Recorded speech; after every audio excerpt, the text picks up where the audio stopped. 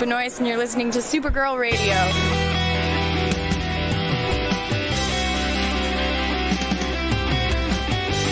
DC TV podcast. There's too many now! Exclamation point. Is becoming a human burrito a plus or a minus? I don't know. It does seem snug. I mean, they say you are what you eat. Oh no! So I do a podcast called Supergirl Radio, and one of our segments is Lena Luthor, boardroom or ballroom. Because she looks like a boss in this coat.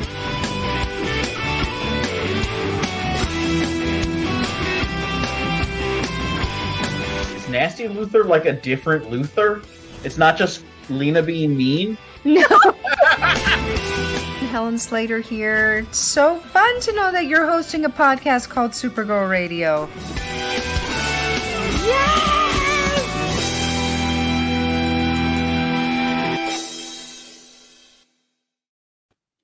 Welcome to Supergirl Radio, your source for all things related to the CW Supergirl TV series and the character of Kara Zor-El. My name is Rebecca Johnson. I'm Morgan Glennon. And for this episode, we are going to shine a light, a character spotlight that is, on the Silver Age Supergirl villain named Lesla-Lar to get you ready for the series premiere of Superman and Lois, because that show apparently has a character named Lesla-Lar, which seems like too much of a coincidence, not Suspicious. not to be Lesla-Lar of the Silver Age. So since the show is about to premiere soon, we thought we would just kind of go through her history so that you'll know who Lesla-Lar maybe is supposed to be when you watch that show. But before we get to that, we have to get to the news. And Morgan, I'm going to let you do the news reading because there's I made a lot of overlays. I'm sorry. So no problem. I'm ready. I'll take care of the overlays if you want to educate people on what the news is. Sure. According to Deadline.com, Supergirl star Melissa Benoist is moving into production, and she's sticking with Warner Brothers. The exclusive multi-year deal is for Benoist to develop and produce original television shows, including comedies and dramas, for all platforms, including HBO Max, third-party streamers, cable networks, and broadcast nets. There's also hope that Benoist will also launch her own starring vehicle down the road. So congratulations for Melissa Benoist. Lots going on for her, so that's very exciting. She gets to be part of the behind the scenes of it at this point. It sounds like she enjoyed directing, so this is just another step in that direction for her. Yeah, I mean it's an awesome deal for her. I'm excited to see what's going to come out of her production company. Yeah, that's pretty exciting. Okay, and our next piece of news, as I scroll down this document, that it's is a long 64 pages. 64 pages, everyone. It's not my record, though. I think my record might be 67 pages. So I think so. So close. So close. Okay, according to TVLine.com, Ozzy Tesfaye is set to co-write the 12th episode of the upcoming 6th and final season of Supergirl, working with supervising producer Jay Holtman. In doing so, Tesfaye will become the first actor to have a hand in writing an episode of an Arrowverse series. What's more, she will be the first series regular to write an episode of any Greg Berlanti-produced TV series ever, superheroic or otherwise. So that's pretty cool for her. Yeah, we've had a lot of actors turn directors, but not a lot of actors turn writers. So that I know we've never seen anybody do the writing. In fact, this might be the first time on any TV show that I've watched that I've seen an actor do co-write an episode. I'm sure it's been done. It's just one of the first ones I've seen, which is super cool. The only one I can remember, this goes back a long way, but Dean Cain wrote some episodes of Lois and Clark. Oh, really? The New Adventures of Superman. So it's been a while. I mean, sometimes I don't pay attention to these things, so maybe there are some other examples, but that's one I know of that's pretty famous. That's cool. Everybody's making money moves on this show right now. They're writing, they're producing. They can do it all. Yeah, I'm interested to see what Ozzy will do. That's cool. Yeah, that is really cool. Okay. According to Deadline.com, actor Adam Rayner is joining the cast of Superman and Lois as Morgan Edge. In his always respect on Morgan Edge, at least his name. We Morgans, we have to stick together. I know he's evil, but like, come on. Not that evil. In his new series regular role, Rayner will play the character who is described as an intelligent, eloquent, and impassioned self-made mogul whose innate ability to motivate is the means to his success and others' demise. So that sounds very dramatic. So what do you think about them? I don't know that we've talked about this before, but they're recasting characters who were on Supergirl, and now I guess they're doing different takes. They have different actors. What are your thoughts on that? I mean, a big part of me wants them to like lampshade it by being like, Morgan Edge, you look so different. Are you sure that's Morgan Edge? And he's like, yes, I am. And I'm going to motivate you to your demise. I really want him to be like a Tony Robbins kind of figure that just like, that just says a bunch of like motivational like nonsense. And then is like, okay, I'll take $5,000 for that. Yeah, Katie McGrath Book Club asks, so is this the Morgan Edge post-crisis? I think that's how they'll justify it. That's definitely how they're going to justify it. I guess they couldn't get the actor back for I don't even know if they're trying over on that show in like a lot of ways, but like definitely on this, I don't know like if they were like going after, I think it was Adrian Pasdar. Yeah. I don't know if they went after him or if they were just like, you know what, let's wipe the slate clean. Thanks, Crisis. Well, I guess Adrian Pasdar he was sort of a recurring character. He appeared in a lot of episodes, not all of them, but he wasn't just like a one and done villain. He was around for a while.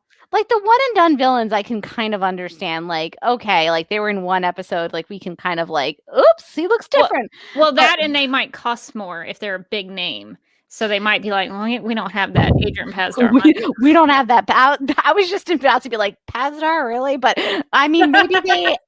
Sorry, Adrian. He is a well-known actor who has done a lot of good things, Morgan. You're not actually wrong. He actually has been in a lot of things. Every now and then I'm watching something, I'm like, Adrian Pasdar, boy, how'd you get here? Yeah, so they are recasting a lot of characters on Superman and Lois. But I respect it in some ways. It's like, it's your universe now. Go and do what you want with it. That's true. And they obviously they needed a Morgan Edge. They wanted a Morgan Edge. Everybody wants and needs a Morgan somewhere. Morgans are very important. We are very important. I'm interested to see it. It's a very different take on the character too. So I'm definitely interested to see what they do with that. Yeah, this one might actually be more comic book accurate, actually. It's true. So I'm curious to see what they do with him. Okay, so in our last bit of news, costume designer and concept artist Greg Hops has shared a gallery of images of unused costume designs from season 3 of Supergirl. Created together with designer Amanda Riley, the costumes were designed for members of the Argo High Council, who Kara met when she and Mon-El discovered that Argo City had survived the destruction of Krypton. So what do you think about these, Morgan? These are cool.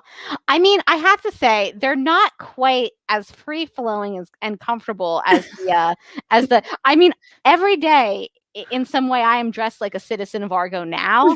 It's just loungewear all the time. I didn't know back then when I was like, oh, wouldn't it be so great to just be able to walk around comfy like that all the time? That it's kind of a double-edged sword when you're like, how do pants work again? What are buttons? But so these aren't quite as comfy, but I like the colors. I like the white and the blue, and then there's this one that's like purple and gold and it looks like a pink or a red. That one's pretty cool. Yeah, I'm into that one. Yeah, I like those better than the other ones. The ones that were more like kind of just solid colors mostly. The monochromatic feels very done to me. It's like, I don't know. It's like a little gold. Okay, you're royalty. But like the different colors ones I really liked. Yeah, I think the blue is sort of reflective of that Allura dress that they would have her wear a lot, and the red, and then the primary colors, the red, the sort of blue purplish with the gold that's very, reflective of Supergirl. So I think those are more tied into the characters in the show. Yeah, I agree. They're interesting costume concepts, though. I wonder why they didn't go with that and they went with like a bunch of like free people loungewear. Well, those are just the loungewear is mostly just for the the regular Joe Schmo Argo citizen. This is for the High Council. This is for the High Council. These are for the like really important people. Yeah, I wonder if this is like what they wear for their High Council, kind of like in like the British shows you'll watch, and they put on the robes and the wigs. Yes, yes. These are the important people. So that is I like seeing those behind the scenes things of how they make those things and how they bring them to life, because television is much, I would say, a little bit harder to do than film, because you might not have as much of a budget, especially in the wardrobe department. So it's neat to see that they have high aspirations like that. Yeah, it's cool. I appreciate that. All right. Well, we have lots to cover. This is our goal to get the comic book history of Lesla-Lar maybe under 2 hours. Let's see if we can do it. Because fingers crossed. There's a lot of material. But yeah, so Superman and Lois season 1 is going to introduce actress Stacey Farber as a character named Lesla-Lar, which seems very similar to a Supergirl villain in DC Comics named Lesla-Lar. Lesla-Lar. See, I'm getting Lesla-Lar and Lesla-Lar already mixed up. The DC Comics character named Lesla-Lar. So for this episode of Supergirl Radio, we're going to shine a spotlight on her comic book counterpart. So I guess maybe we should just get to it. So Lesla-Lar was created by Jerry Siegel, who was a writer, and Jim Mooney, who was an artist. And she first appeared in Action Comics number 279 from August 1961. And it was a story titled Supergirl's Secret Enemy. And we'll go through that. If you listen to or watch the game night episode we did not too long ago, you might be familiar with some of this stuff, because we did cover, I think we covered Action Comics number 279. Lesla-Lar, her base of operations are in Kandor and the Phantom Zone. She has spent some time in the Phantom Zone. And she, the internet labeled her occupation as scientist/criminal. You always want to have like a backup occupation just in case things go wrong with scientists. You got criminal. That's just smart thinking.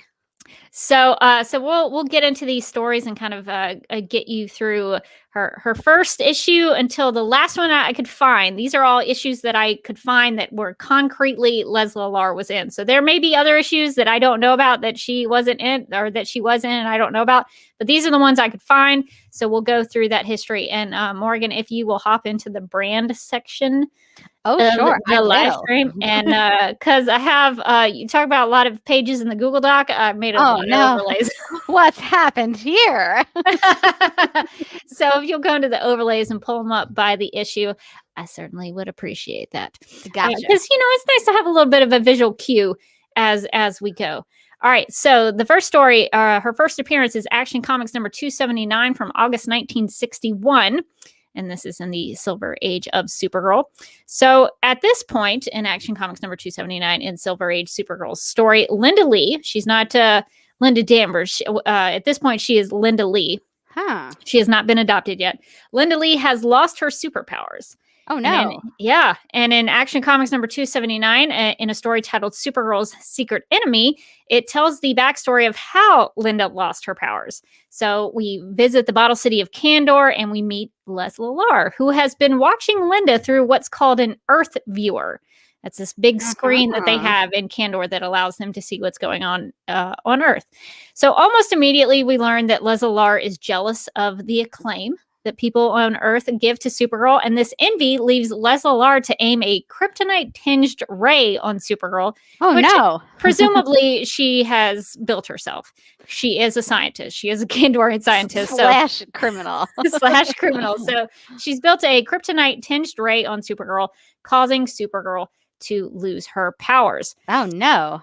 So trying to come to terms with her super abilities going away, because that's kind of a big deal. You got superpowers and then they go away, and that's no fun. That's kind of traumatizing for Kryptonian. Linda decides to live for today and continue on without them. She's trying to be strong about losing her powers. And as it happens, on this same day, Mr. and Mrs. Fred Danvers come to Midvale Orphanage wanting to adopt Linda Lee. Recognizing that she is no longer Superman's secret weapon, she doesn't think she needs to avoid being adopted anymore, because she had been doing that because she needed to help be Superman's secret weapon. So she actually avoided being adopted to help Superman, which is kind of one of those things in the Silver Age. So brutal. Come on, man. So she thinks that at this point she's going to get adopted. She doesn't have to worry about getting adopted anymore because she doesn't have any powers. So she even says goodbye. She goes around and says her goodbyes to the orphanage, and she even says goodbye to her Linda robot because she no longer needs the Linda robot that is usually in a tree. Wait, I'm sorry. Wait, I'm sorry. Do I need to tell you about the Linda robots? I might need some context about the Linda robot that lives in the tree. Okay. So really, that's kind of it. There are robots. There's got to be more. I don't understand. It's literally it. So there are robots that look like Linda Lee that live. Wait, there's more than one? Yes, maybe. And the robot resides in a tree. Sure. And anytime that Linda needs to go away from the orphanage to help Superman, she puts a Linda robot at the orphanage because apparently they're not going to know the difference. I've got some questions about the robots. Are the robots sentient? Do they understand what's happening to them? Are they into it, or are they held against their will? Should we save the robots? Do they ever rise up? That would have made for a great issue. Right? I don't know that ever happened in the Silver Age. They're like, we're just sick of sleeping in your bed. I think they live to serve Linda. They are her for now. Yeah. I'm going to unionize these robots. I'm going to be like, these are unsafe working conditions. Because, the robots have to go and pretend to be Linda, and they have to participate in the orphanage activities. And maybe they love it. They've been stuck in a tree all day, and they're I get to go out. I get to do things. I get to be around other people. We're socializing. I like the idea that there's multiple robots, and that maybe not every robot even knows what's going on. So one of her friends is talking to the robot, and the robot's like, oh my God, that was Linda Bot 300. I'm Linda Bot 3000. That's not me at all. Well, maybe they synced up somehow. Maybe they all had the maybe knowledge. they chat in the tree. They gossip. They gossip about boys they like in the tree. Yeah, so I'm sorry to brush over that context. I just assumed that I'm a robot in these robots now. That's all I care about. I just assumed robot in the tree would cover itself. Maybe one episode we'll just do a whole episode on the Linda robots. I'm gonna write in and be like, okay, I've got a pitch for next season. Rise of the Linda bots. It doesn't matter if it doesn't make sense. So Linda goes around and she says goodbye to her Linda robot because she no longer needs it to take over for her at the orphanage when she is Supergirl. Wait, so now what's the robot doing though? I'm back. I'm not. I can't focus on anything else. So now is the robot out of a job? Who's gonna hire the Linda bot? I just assume. Does she have other skills? Does she have a backup career? Is it also criminal? I'm so worried about these unemployed Linda bots. The worst part is I think they just live in the tree. I think they just stay there. Oh, what a life for them. The Silver Age really didn't dig into the personal it sure did. tragedies of the Linda bots. So Linda is leaving the orphanage. She doesn't have her powers anymore, and she's being adopted by Mr. and Mrs. Fred Danvers. And Mr. Danvers suggests that Linda isn't a kid anymore and wants to take her to the beauty parlor for a new do. I'm just putting some context in this issue. Doesn't have anything to do with Lesla-Lar, but I just figured people might want to know. But because Linda knows that a beautician can't discover that she wears a wig over her blonde hair, she styles her hair on her own. And this is a big deal for Supergirl in the Silver Age. They play a lot with her hairstyles. Whew. And while Linda sleeps, Lesla-Lar focuses her teleport rays. She's got a kryptonite-tinged ray and a teleport ray on Linda from her Kandorian laboratory and brings Linda to the bottle city of Kandor. Lesla-Lar places a brainwash helmet on Linda when she gets there. No. And that will erase all of Linda's memories and only permit her to remember certain details about Lesla's life on Kandor. So they're switching lives, essentially. Uh-oh.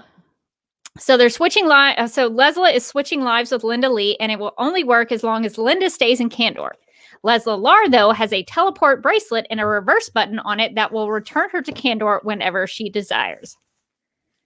And I'm going to take a second here because I got to scroll down because I have so many pages. All right. So in the same issue, Action Comics number 279, Lesla-Lar realizes that she has superpowers outside of Kandor and successfully pretends to be Linda in front of the Danvers. So the Danvers have no idea that this chick is not the newly adopted Linda that they got from Midvale Orphanage. I feel like there's a lot of examples of Linda being very easy to impersonate, and I don't know what that says about her as a person. That Lesla can pretend to be her. She can be like, just throw in the Linda bots. There's multiple of them, but they all can be me. This is going to remember this story because this is actually going to come into play in Lesla-Lar's final issue in the comics. So it's going to come full circle. So just awesome. Are the Linda bots coming back over? Actually, no. I don't think the Linda bots really have any grand story. But the fact that Lesla looks like Linda. Keep that in your brain, in your mind grapes. I've got it. So while still in Kandor, Linda fully embraces her newly implanted memories in her life as Lesla-Lar.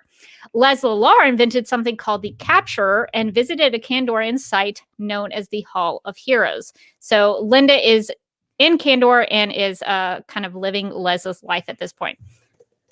While living Linda Lee and Supergirl's life, Lesla-Lar visits Lex Luthor and breaks him out of jail by inflating a small plastic replica of Lex Luthor that she created. I'm sorry. What?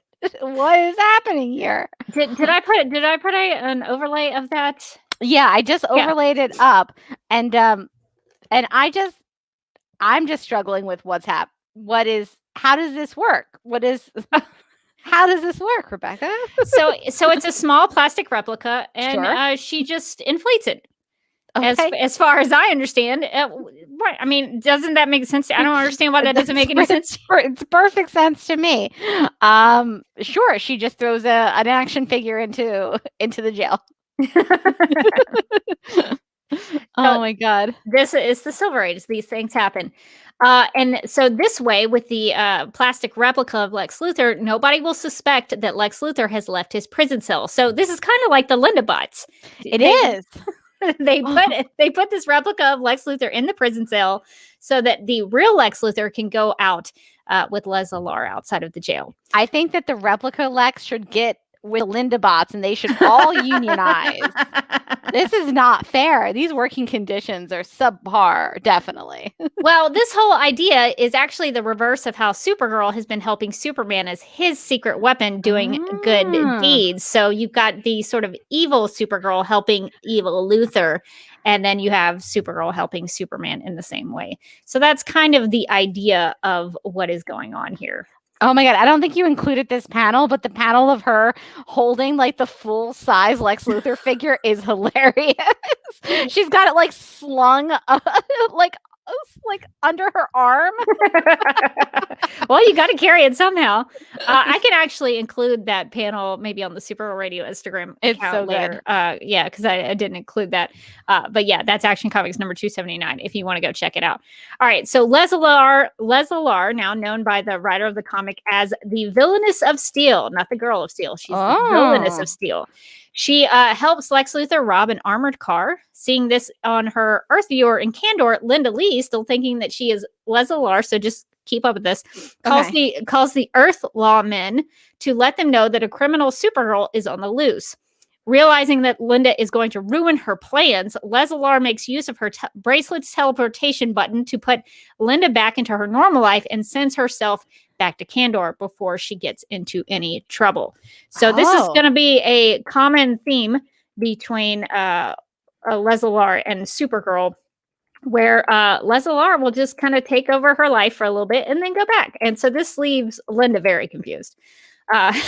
So Linda Lee wakes up in her bed. I guess at this point she's Linda Danvers, but she hasn't really gotten to enjoy her adoptive life yet. So when Linda Lee wakes up in her bed at the Danvers house, she thinks her time in Kandor was just a dream. But in the final panel of the issue, Lesla-Lar promises to return as Luthor's secret weapon, secret emergency weapon, until she is ready to be more than that.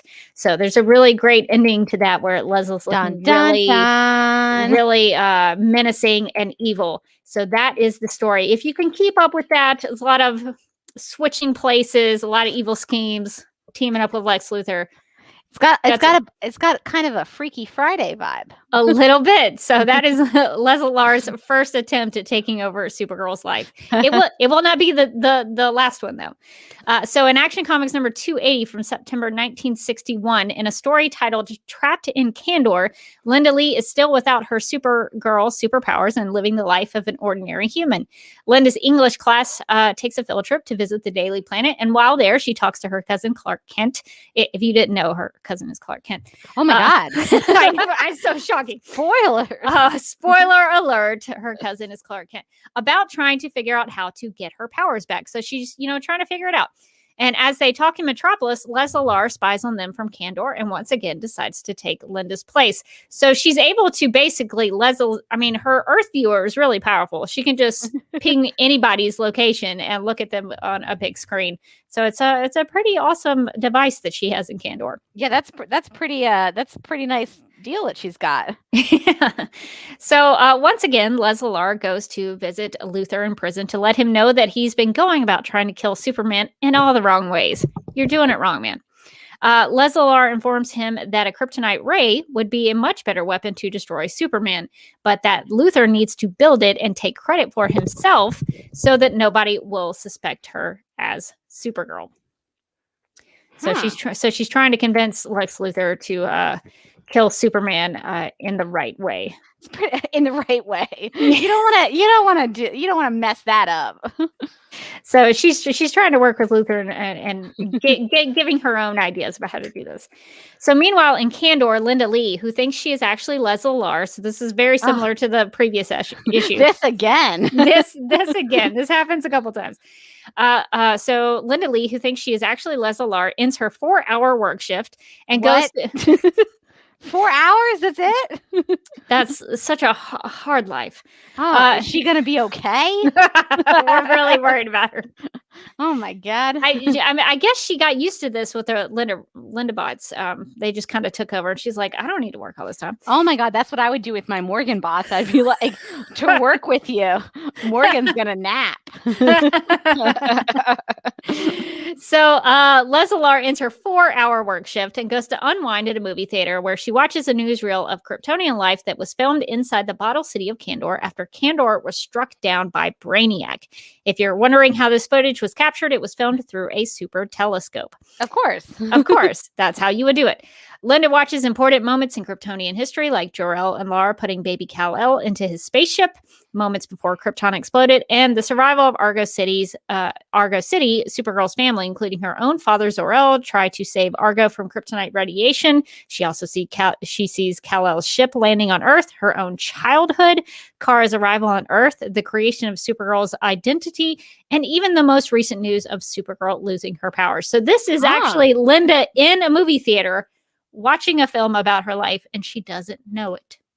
So this is like the bottle city of Kandor has movie theaters. Yeah. That you just go to, and then they tell you what's happening in the non-bottle city of the rest of the world. And they're like, oh man, it seems sweet out there outside the bottle. And then they just like, that's it. That's their entertainment. It's like, what is it like outside of this bottle?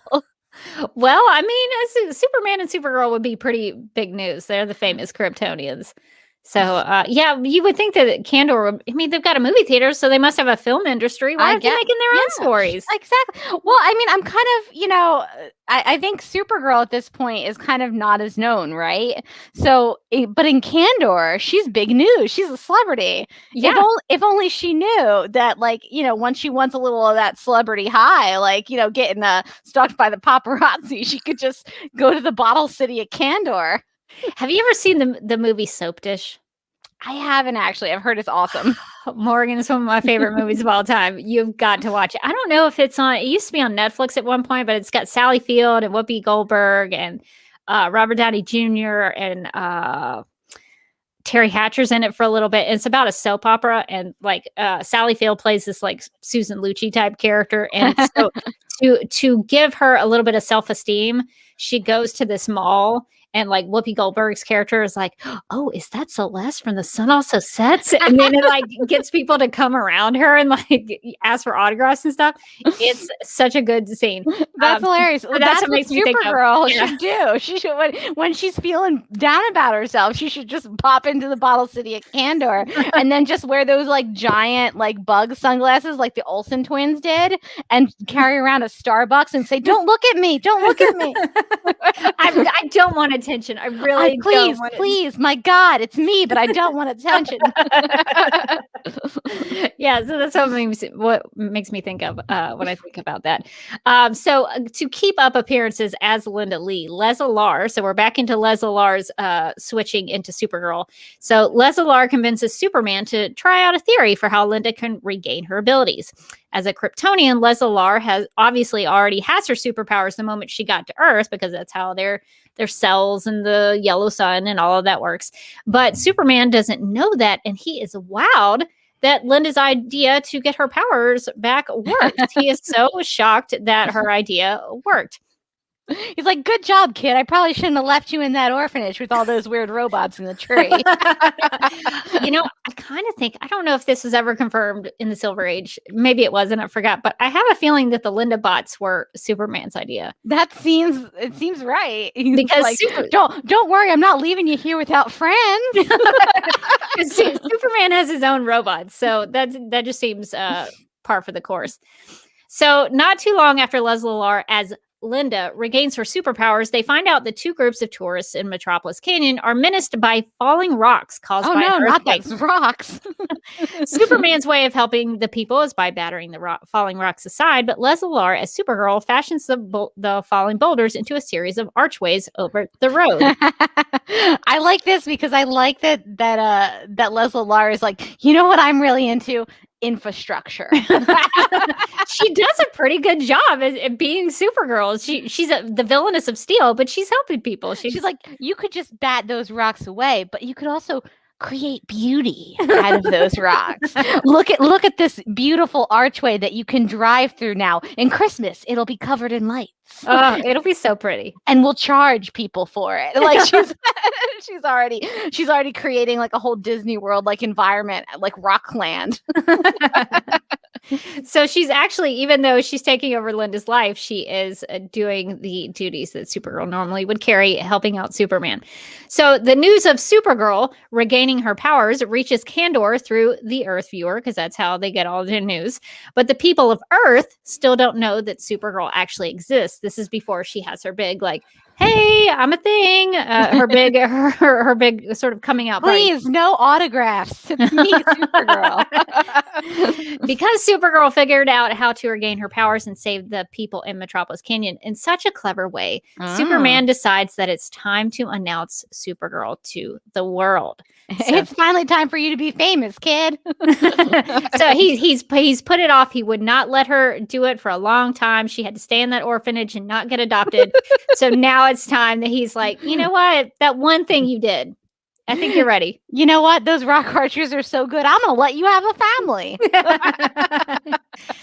But Lesla-Lar's plan is working out exactly as how she had envisioned it. She decides to accidentally kill Luthor while capturing him after he destroys Superman with the kryptonite rays. So she's really killing two birds with one stone.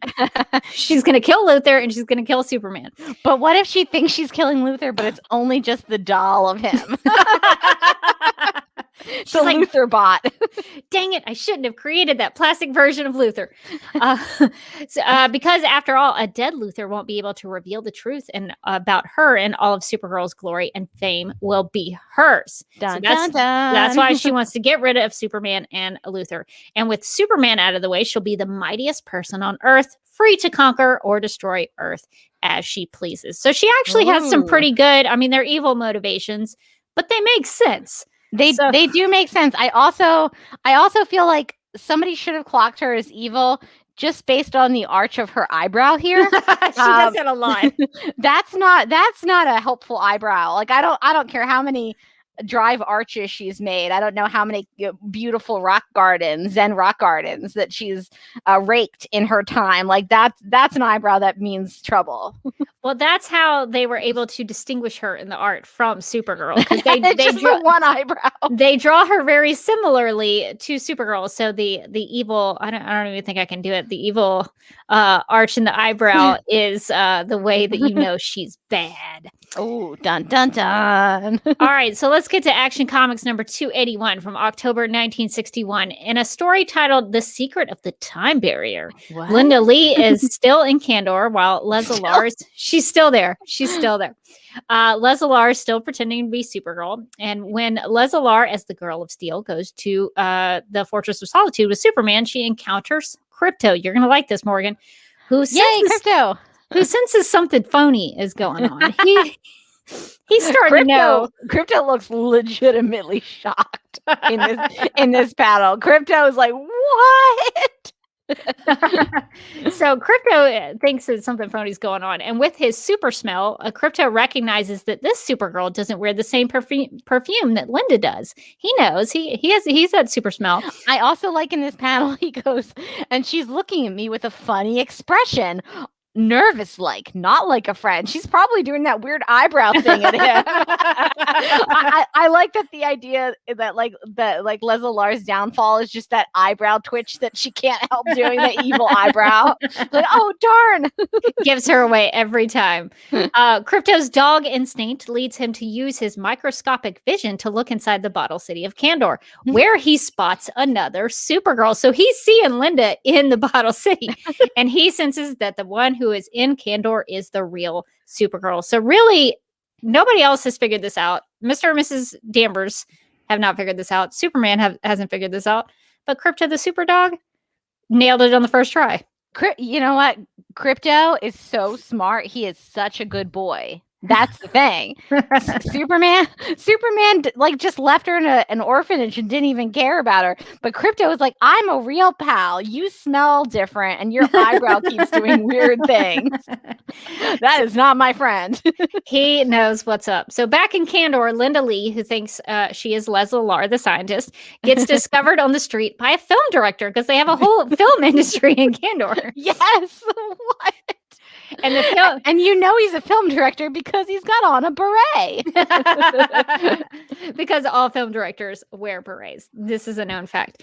So the film director who wants to cast her as Supergirl in a movie. What a coincidence! What? And the movie that he's making is titled Atomo Invades Earth. So Atomo? Linda as Lesla-Lar is in Kandor, and she's being recruited to play Supergirl for a movie in the Bottle City of Kandor. I just want to recap that so that everyone can follow. There's a lot happening here. There's a lot of levels. There's a lot of layers. So while Lesla-Lar, quote, Lesla-Lar is... Can I just say, when the film director sees her, she goes, "You're mistaken. I'm Lesla-Lar, a scientist." And so now I feel like every time somebody tries to greet you, you should make sure that you put your profession in there. Like, no. I'm Morgan, a marketer. That helps distinguish you between that you and that evil version of you who keeps taking your place. You never know where that evil version of me is, or the robot version of me, probably in a tree, but I don't know where they are. All right, so before we go on, we got a comment that said Comixology doesn't have any of these issues. Not true. It's in the Silver Age of Supergirl, Volume 1 and 2. You'll find a lot of these Lesla-Lars. It's not separate issues, individual issues, but you'll find them in the Supergirl Silver Age volumes. Oh, cool. So yeah, you'll be able to find them and read all of these fun stories. So while Lesla in Kandor is shooting a flying scene, we all know this is the real Supergirl. The wires holding Linda, who thinks she is Lesla playing Supergirl, break and she starts to fall. Oh no. At the very same moment, Krypto, back in the Fortress of Solitude, uses Superman's exchange ray. So they got a lot of rays. So Superman What? I just want to take a moment to just really look at this panel of the dog on his hind legs operating a ray with his little paws. Like, if that's not the goodest boy you've ever seen, if that's somebody who doesn't deserve a sausage, I don't know who is. He has earned that treat. So, lost my place with all these pages. So, Krypto in the back in the Fortress of Solitude uses Superman's exchange ray with his paw, bringing Linda Lee from Kandor into the fortress and sending the real Lesla-Lar back to Kandor. So he sniffed out the phony imposter and he brings the real Supergirl back to Earth. So, but the story's not finished yet. Linda Lee still doesn't have her powers back as Supergirl. So Superman tries to do what Lesla-Lar, as Supergirl when she did this, instructed him to do previously, which was crushing and melting a rock to use its vapors, because that seems like that would work. But this time it doesn't work because the last time was a trick, because remember, Lesla already would have had superpowers as a Kryptonian. So later that night, Superman wants to test a sudden inspiration and fly Supergirl through the time barrier back to 1692. Very specific time period. Okay, that's weird. He's flown into the time barrier. What's his plan, I wonder? I like that he doesn't tell her. He's just like, just stick with me, kid. I'm gonna take you through time. And she's like, why? He's like, I don't know. There is a reason for this, because in this time period in 1692, he wants to test to see if Supergirl has her abilities again. And when she's in 1692, she can fly. She leapfrogs over mountain peaks. She caves a giant totem pole into being and balances it on one finger. And Superman eventually leaves 1692 to return to their era to take care of some unfinished business, and leaves Supergirl in 1692. So no. So just to recap what's happening here, because I know it's a lot. Oh God.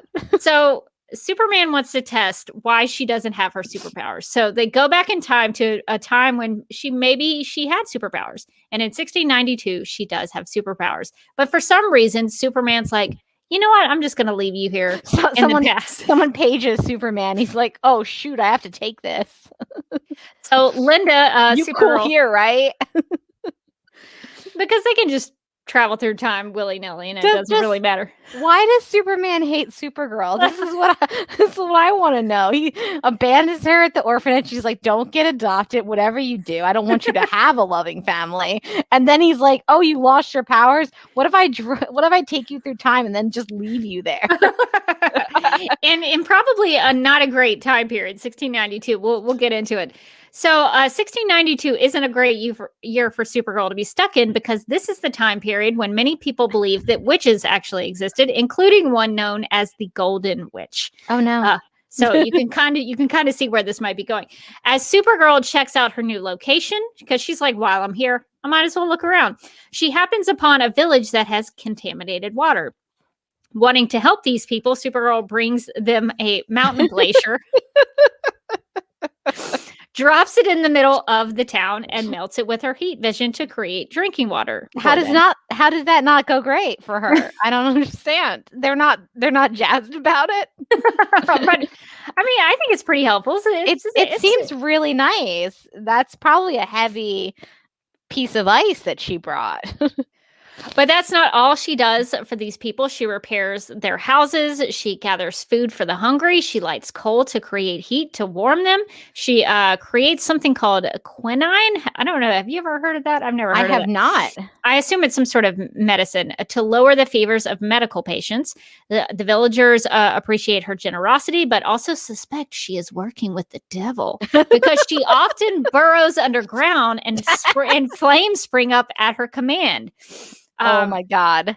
That's because so funny. Supergirl in the Silver Age used to super dig a lot. So she would dig underground to go places. It's a thing. Just go with it. I always do. So having completed her errands of mercy for these people, Supergirl super speeds into the time barrier back or forward, I'm not really sure, to 1961 AD, where she discovers that once again, she doesn't have her powers. So really, this was a good test. So in the past, she has powers. In the present time, she has no powers. So they know it's something about the time in which she is in. So when Linda returns to her bedroom, she opens up a history book and finds out that the Golden Witch is her. Surprise. What? She has changed. Maybe there always was a Golden Witch. I don't know. Is this a paradoxical or non-paradoxical time travel? This is I don't know. a time travel question that's not for me, the person who also podcasts about a time travel show. But whatever she did in 1692 made her the witch that she reads about in her history book. So this issue, Action Comics number 289, ends with Lesla-Lar in Kandor proclaiming that she will destroy Superman and Luthor, and then Earth will be hers. So she is she's still going on this evil villain plan that she's got concocted. I just like the panel of Linda looking at it going, that's me. but also the drawing in the book is literally Supergirl. And so you would think that like a historian or something would be like, well, that's in the book as the Golden Witch. Like you would feel like that would somehow come out, but like she's like, yeah, it's cool. Only nerds read. It's good. We're all good. You would think somebody would catch that, right? New Rachel says the original town of Salem, where the witch trials took place, is known today as Danvers, Massachusetts. So. What? Oh, it's all connected. Rebecca, I'm getting my red string and my bulletin board. Let's go. I'm just going to start hanging them up. So that is good to know. All right. So that ends Action Comics number 281. So Action Comics number 282 was from November 1961. The only thing I don't like about Google Docs is it's hard to scroll, but if you scroll too much, you go too fast. You can scroll right past. It's maybe a sign of you have too many pages in your Google. Don't worry, Rebecca, we're on page 29, so we're really working our way through. We are cooking. All right, so Action Comics number 282 in a story titled The Supergirl of Tomorrow. Lesla-Lar once again vows to complete her mission of getting Luthor to destroy Superman because she don't want to do it herself. She's going to use Luthor to do it. And she also wants to erase Luthor, and she also then wants to take over Earth. So she's got a lot of things on her plate. Meanwhile, Linda Lee still doesn't have her superpowers. And I guess maybe I should have put Linda Danvers at this point because she's still officially Linda Danvers, I think. So Superman surprises Linda with a Legion of Superheroes time bubble to see if she has her abilities in the future like she did in the past. So they're doing another test. Oh, no. He's going to leave her there. Linda, don't do it. It's a trap. Superman is trying to prank you. So they know that she has her superpowers in the past. So Superman wants to test and see if she's got them in the future. Lesla-Lar is very upset about this experiment because she can only see into the past and she will be unable to track Linda into the future. Ooh. So this is maybe causing a little problem for Lesla-Lar. And Superman's hunch was right. Supergirl does have her powers in the future. So these, how about that? These tests are very good. In the future, Supergirl joins forces. I mean, while she's there, she might as well do some things. Why not? Supergirl joins forces with a character named Gizmak Rao and his group, the Unconquerables, which is a pretty cool name, to fight the clan of censors and their chief, the All-Seeing Eye. So, all right. This is really up my conspiracy loving Allie. The all-seeing eye. The all-seeing eye, the clan of censors. I'm loving this. It's so funny. All right, so while she's in the future, Gizmac Rao takes Supergirl to a hidden underground museum of heroes. Why is it hidden and underground? I don't know. Well, when you put a museum of heroes like up in the, wherever. You need to know the password to get into the museum of heroes. So they go to a museum of heroes where she sees statues of herself with Superman, and the plaque. And this is very important to me personally.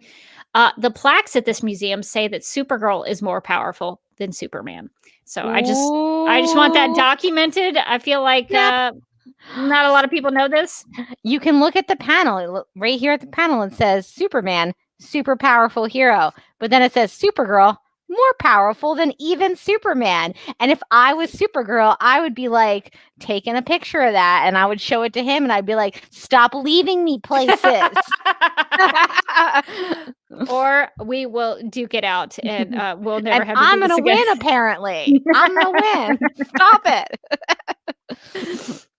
So after saving people from a dictator in the future, there's a whole story. Just for time, just to sum up. I'm just going to go with it.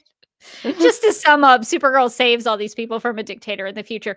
Supergirl returns to the present or the past, I'm not really sure, to her own time where she still doesn't have superpowers.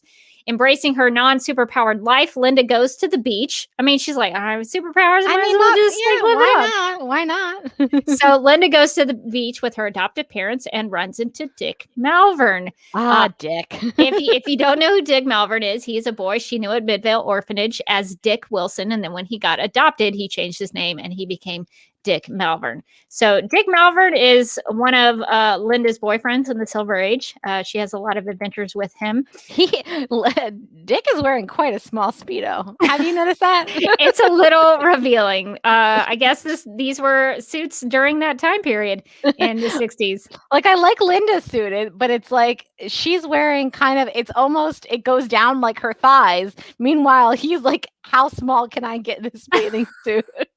Well, it's from a distance, so you're not seeing everything, to put it lightly. So that is, I guess, just what they had in that time period. Listen, Dick Malvern was confident. He was like, I know what I'm working with. I feel good about it. And you know what? Good for you. Good for you, Dick Malvern. So later that night, after they've been to the beach, Linda decides that since she doesn't need her Supergirl uniform anymore, she's really coming to terms with her lack of powers. She is going to get rid of it by throwing it down a well. And weird. She has to do it in secret, so because nobody knows who she is. So before she does this, though, she puts on the costume one last time and feels as if her powers have returned. So this is an odd situation that is happening because she didn't have the powers. She's at the well. She was saying goodbye to her suit one last time by putting it on. Then she's going to take it back off again. Then she was going to throw it in the well. And then all of a sudden she feels like her superpowers have returned. So while flying around with Superman, they discovered that not only have her powers returned, but she is also invulnerable to green kryptonite, which this is why upgrade. Which I think is why in the future she's known as more powerful than Superman. Because like she saw on the Supergirl statue in the future, if she's invulnerable to green kryptonite, Superman's not. So she's obviously more powerful than he is. So Superman and Supergirl are both perplexed by this development. And just like them being perplexed, Lesla-Lar and Kandor is also dumbfounded by this, who is simultaneously being arrested by Kandorian police. So a lot's going on for poor Lesla-Lar. So she's not having a great time. Lesla's deeds are starting to come out, and Kandorian police are rounding her up. It turns out, if you're very confused by all this, because it is kind of confusing. But it turns out Mr. Mixes-Pitalik has been searching for a way to humiliate Superman, and he devised a plan to make a girl mightier than him. Oh, God forbid. Oh, my God, not a girl. God forbid.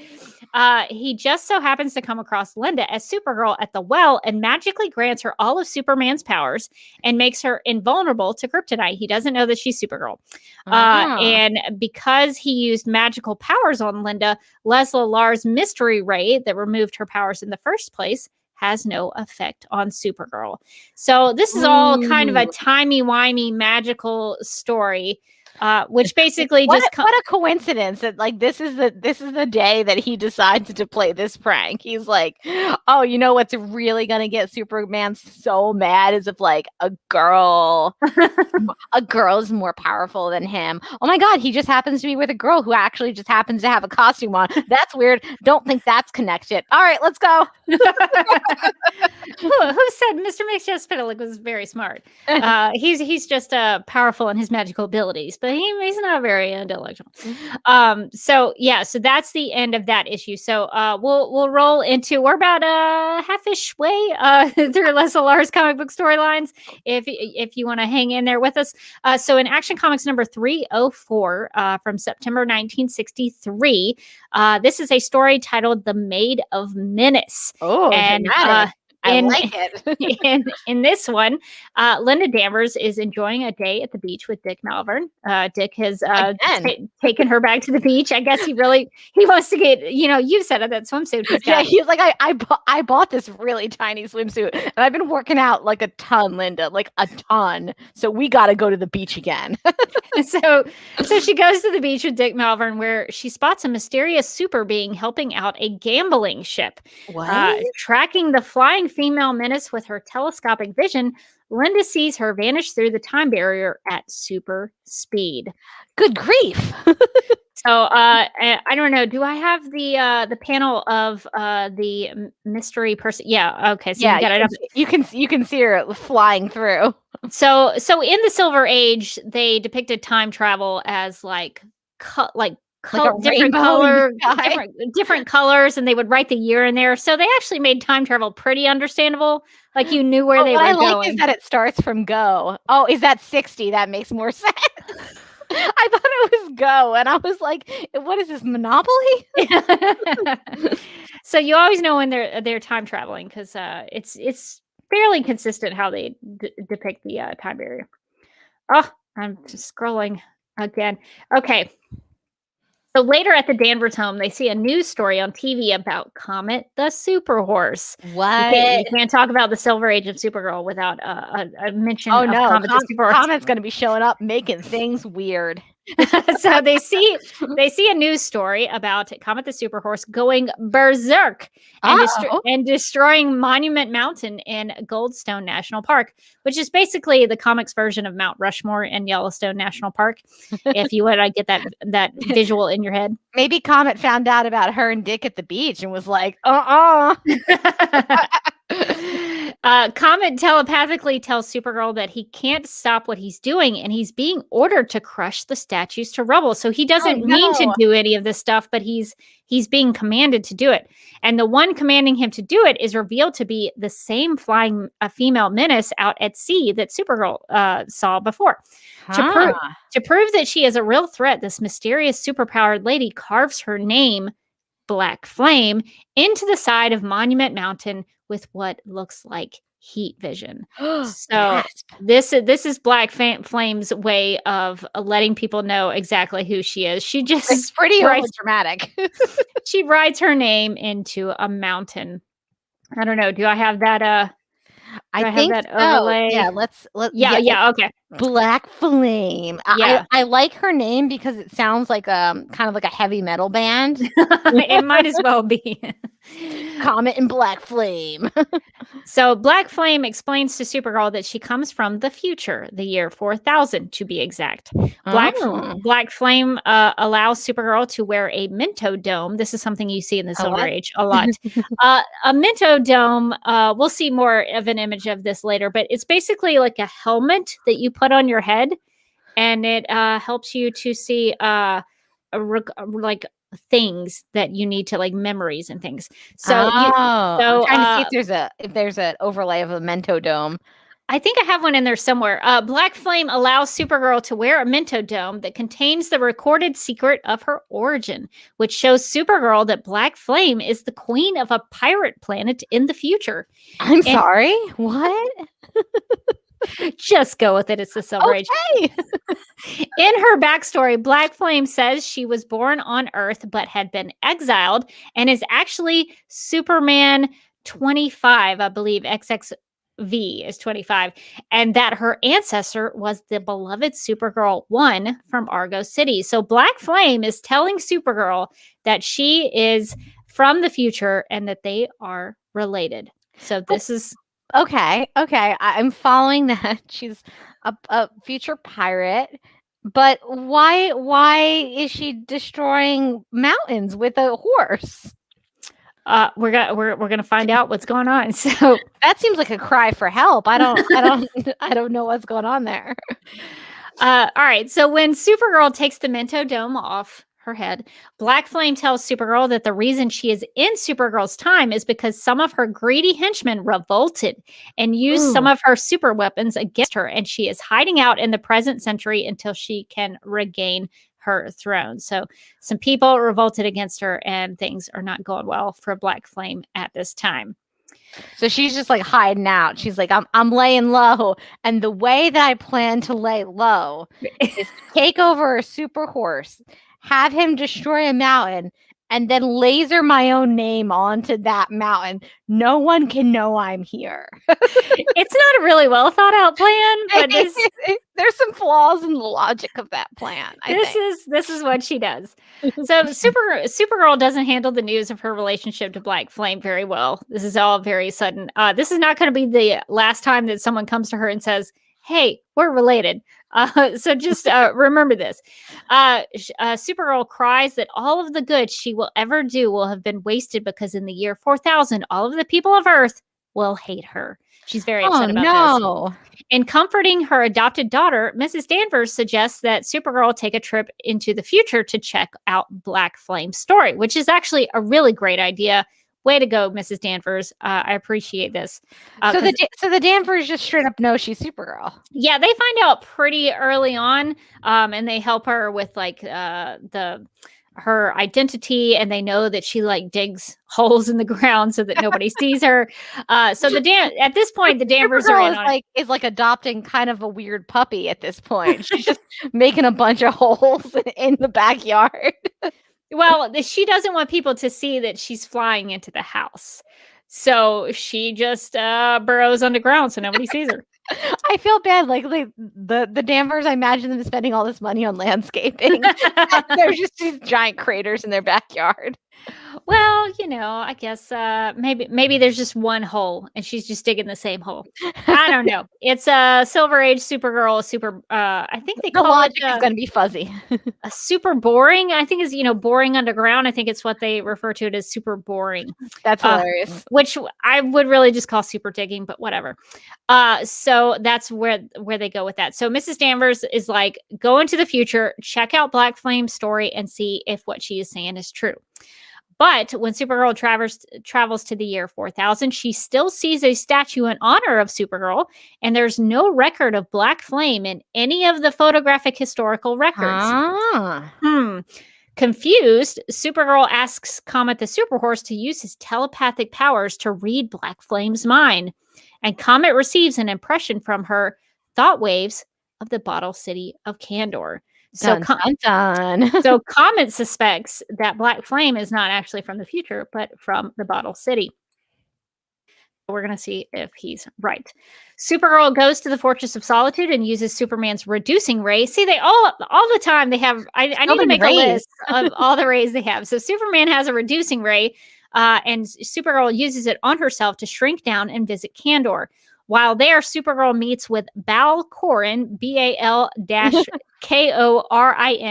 the census chief, and finds out that the Kandorian who might fit her description of Black Flame is actually a Kandorian named Zora, who also happens to have been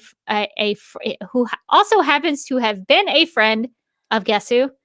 Lesla-Lar. Lesla-Lar. Oh my God. So Black Flame might have a connection to Lesla-Lar. Supergirl. Go ahead. Is Black Flame part of Lesla-Lar's squad? Hashtag squad goals. Oh, we will continue to discuss it. Supergirl tells us that Lesla-Lar used her scientific skills to free convicted convicts from the Phantom Zone and was vaporized when one of the criminals was testing a disintegration gun. Not another ray. Another ray.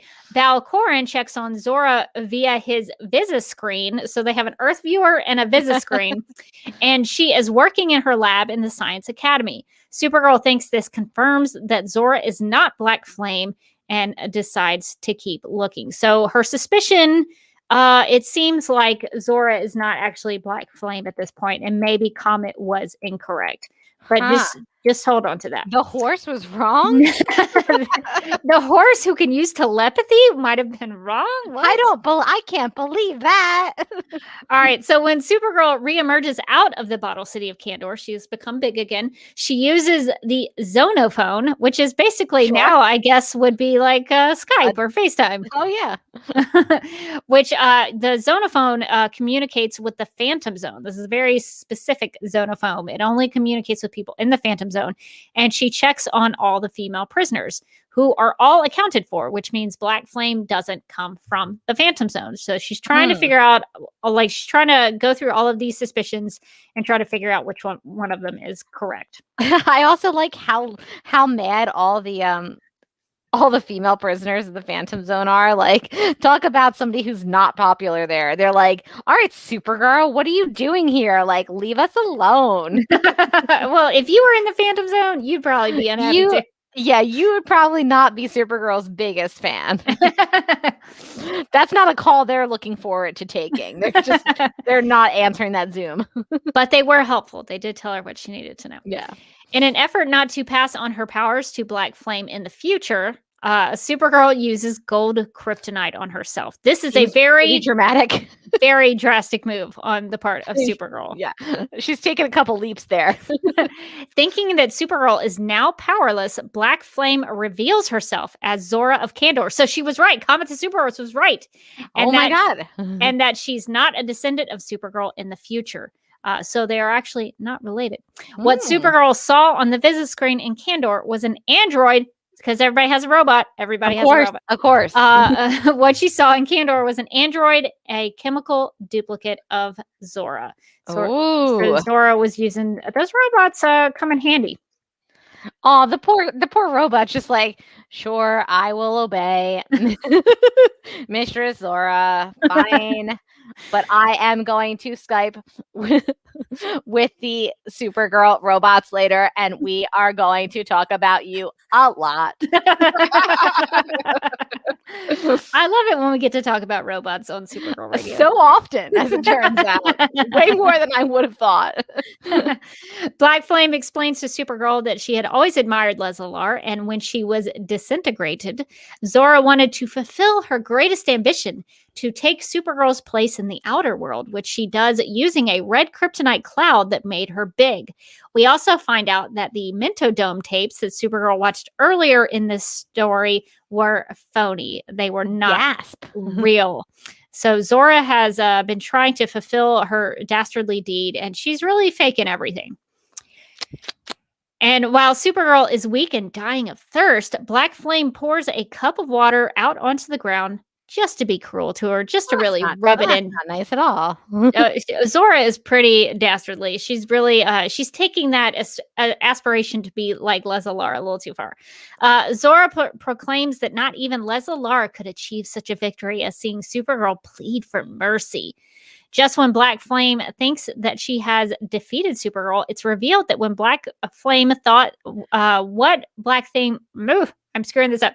That what Black Flame thought was gold kryptonite was actually just an ordinary stone that Supergirl wrapped in her gold-colored belt and made the belt. And she made the belt glow by exposing it to her X-ray vision. So this sneaky. This plan had a lot of elements to it. So many elements. she had to use in order to do this. All right, so let me go down. Okay, so the red kryptonite clouds effect goes away and black flame becomes tiny again. So apparently the red kryptonite in the Silver Age could have any number of effects. It could give you 2 heads. It could make you a super mermaid. So you never know what red kryptonite's going to do. But in this instance, red kryptonite made black flame big. But now she's become tiny again. And Supergirl puts tiny black flame into her makeup compact. Oh my God, she made the first Polly Pocket. She put her in her makeup compact with a few grains of actual gold kryptonite. Ooh, brutal. That is a little. That's maybe not a great thing for Supergirl to have done. That's up for debate. Eliminating Black Flame's superpowers permanently. Ooh. Supergirl was able to use them because since they were too small to affect her, but for a tiny black flame, they worked. So she has taken tiny black flame, put her in a makeup compact, and put some gold kryptonite in there to make her powerless. And after Black Flame is arrested by the Kandor police, Supergirl tells them that the way she knew that Black Flame was Zora was because of the dental filling she spotted in her teeth, because Supergirl's invulnerable descendant wouldn't be able to have fillings.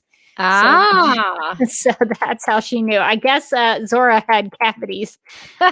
Supergirl's like, excuse me, we all have perfect teeth. Just perfect. So that is not my descendant. So that is our kind of our first introduction to Black Flame. We might learn a little bit more about her later. I think she comes back into play while we talk about this. But Black Flame and Lesla-Lar are sort of tied together because Black Flame sees Lesla-Lar as a model for her life. She sees her as an inspirational role model. I don't know that I would consider Lesla-Lar an inspirational role model. She seems a little bit crazy, but okay. You haven't even seen the worst of it yet. You'll be questioning Lesla-Lar's mental capacity later on when we get there. All right, so Morgan, if you allow me to take a break, sure, and carry on with Superman Family number 185, because this is a lot of reading. Oh, sure. It might be good to break it up. So if you'll pick up with Superman Family number 185. Cool. So in Superman Family number 185, in a story titled The Voodoo Machine, Supergirl and her adoptive mother, Edna Danvers, now Edna, like that is a name you just don't hear very often anymore. Yeah, Edna, and I think sometimes she's Sylvia in some stories. But Fred is always, I think, the consistent name for Mr. Danvers. Interesting. I want to bring back Edna. People start naming your daughters Edna. So they wonder if Zor-El and Allura, who appearing in this issue thanks to dimensional drifts. Okay. Not gonna question that too much. Might be connected to the disappearance of Supergirl's adoptive father, Fred Danvers. Readers learn that Zor-El had tried to project the people of Argo into another dimension. The poor people of Argo get so many things happen to the people of Argo. It's incredible. A survival zone. Thinking he had failed, he fired a rocket containing his only child, Kara, to Earth. Turns out Zor-El's plan kind of worked. The survival zone ray, another ray, had a delayed effect, and Zor-El and Allura escaped the destruction of their space city. So good for them. After years of trying, Zor-El and Allura finally contacted Supergirl via telepathy, and with her super intellect, she constructed a complex machine that would free them. There were some complications with her machine. You know, we're not all perfect, even if we have super intellect. But Fred Danvers stepped in with his electronic expertise to help. Because sure, let's say that he knows how to create a Kryptonian super machine. So all it took to free Zor-El and Allura was a little tweaking of the dimensional electro converter to full power and a lot of love. Even though they were freed from the survival zone, in the present time of the issue, Zor-El and Allura have accidentally been sent back to their survival zone by Fred Danvers.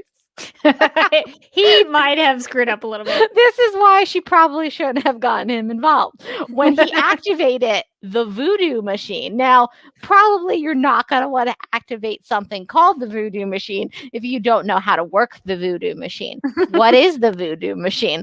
It allows its users to zero in on three-dimensional image, step into that image, and then directly affect it. Fred Danvers has been kidnapped by some unidentified strangers, and Supergirl ends the issue trying to figure out how to save him. So that's a lot of stuff happening in that one. This plot is in the Superman family issues, and it's over several issues. So it's this drawn out story. So we're learning about why Fred Danvers gets kidnapped and who is responsible for kidnapping him and why. So we'll get into that. Okay, so in Superman Family 186, it's the next issue. This is all, by the way, this is all in like 1977. I think 186 is in December and like 185 is in October. So in a story titled A Rendezvous with Reality, which is a great title, Supergirl is still trying to find Fred Danvers. And in doing so, finds the voodoo machine and rams into it. Okay, wrecking it. That is a choice that she made. I'm not sure I would make. Seems like a mistake. During what appears to be the death of Fred Danvers. Okay. They think he dies at this point. It's very serious. Is it because she rams into the voodoo machine? I can't remember at this point, but he's down and out, and they think he's dead. I mean, you should never count Fred Danvers out, but okay. So the comic flashbacks into how he was kidnapped. Fred was hired for what he thought was a secret government project. It never is. Where he was forced to work on the voodoo machine so that these unknown visitor bad guys could spy on or destroy anything by remote control. I'm surprised it's not a ray of some kind, but okay. They're like, oh my God, a remote control. That was the height of technology in 77. When Fred activated the machine, Zor-El and Allura were automatically reprojected into the survival zone. If that seems confusing in Superman Family number 185, they clarified for you in this issue. Okay, there's a lot of poor Allura and Zor-El being shot back into that survival zone. It's like, oh no, not again. If Superman loses her adoptive father, Fred Danvers, she'll probably also lose her biological parents because Fred knows how to free them. Offering to help her are some of the mysterious visitors who kidnapped Fred. They don't seem like reliable help, who turn out to be Invisible Rogue, Elastic Crook, and Electric Man, all escapees from Kronos, the prison planet. I like Electric Crook. That's a good name. He's also got like a pretty sweet hat. I think it's Electric Man and Elastic Crook. Elastic Crook. Yeah, I like Elastic Crook because of his hat. Electric Man is kind of got like a Shakespearean actor vibe going on, but like somebody who like really is way too committed to being method. Like he looks like he would be very annoying. He's definitely going to quote Shakespeare at you when you don't want him to. And Invisible Rogue is not invisible, so that's confusing right off the bat. And also he's got these like little tentacles, and I'm like, okay. Why is he the only one that appears to be some kind of alien? Like Elastic Crook has kind of a Wicked Widow's peak, but that just kind of makes him look like Dracula. Yeah, I don't know what's going on with Invisible Rogue. He doesn't seem to look like what you would think Invisible Rogue would look like. I'm trying to go back into this issue now that you mentioned it. How does Fred Danvers get injured? And I think it's because of Supergirl. I don't know if you want to solo my screen. So that I'm full screen. So, that's your screen. Yeah, that wasn't helpful at all. Yeah, to what I was trying to. Oh no, now I'm huge. Okay, how do I solo? There you go. Okay, so I don't know if you could tell. So what I'm seeing here is Supergirl crashes through the voodoo machine. And then in this panel, Fred is on the floor. I think it's her fault. That's what I'm getting out of it. I don't know if that's right. But I guess just during all the chaos, it says, and amid the havoc. So I guess I don't know if he has a heart attack or if it was damage from the debris. I don't know. Shrapnel of the voodoo machine. But that's part. Oh, you can't see some of this because I think it's green, and with my green screen, it kind of goes away. But that's this issue, Superman Family number 186. So where did we leave off? So, fearing that even with Electric Man's help, they won't have enough power to jolt Fred's heart into activity. Somebody guessed heart attack. Supergirl uses her super breath to freeze him so no deterioration occurs. So she's put him on ice like Walt Disney. This suspended animation will hopefully give Supergirl the time to find a powerful enough electric jolt to revive Fred. As all of this is happening, a bodiless form of energy hovers and expresses its own thoughts about Supergirl's eventual downfall. I mean, it's hard to take criticism from anyone. I'm gonna be honest, but it's gonna be especially hard to take criticism from a bodiless form of energy hovering nearby. If that sounds crazy, it probably is because it is. It's no, it sounds so normal. That's what happens to me every day when I question my own decisions. A bodiless form of energy just sort of hovers over here. Like, really? Do you want to eat that next cookie? Is that really the choice you're going to make here? That's what you're wearing? So just put that in the back of your mind. There's a bodiless form of energy that's Sure. expressing some thoughts about Supergirl. Makes perfect sense. I would never question it. So Supergirl follows a power cable buried in the nearby mountains. And okay. Okay. This kind of reminds me like on Lost. Do you remember when they find the big cable? Yes. And Hurley like walks follow it. Yeah. So she's doing that. And realizes that the power cable has been conked out by feedback when she smashed the lab in Superman Family number 185. So it feels like there's a lot of repercussions of her just smashing things without thinking it through. And I can't imagine why that would be the case. She gives it a spin and races the cable to try and beat the first surge of powers back to the lab. The power generated from Supergirl's plan is enough to bring Fred Danvers back to life. So she basically does like the clear thing, but with a mountain cable. So that's cool. You just have to go with this Silver Age science. Just going with it. I mean, it makes perfect sense. I want to know when the bodiless the energy orb comes back into play. Is that approving of her choices? Is it like, good job? I don't know. We'll get to it. Love that cable. With Fred back in action, he instructs Supergirl on how to get Zor-El and Allura out of that survival zone. So Supergirl ends this issue knowing there is someone behind all of this, but she still doesn't know who it is. But there's a hint. The bottom of the last page reads, "Don't miss the return of a villain from many years past in the next issue of Superman Family." And I can't imagine who that would be in this Lesla-Lar spotlight. I don't know. It's a mystery. So the next issue that we're going to dive into is Superman Family number 189. So the last one was 185, I think, or 186. 186, yeah. So this is 189. This is in June 1978.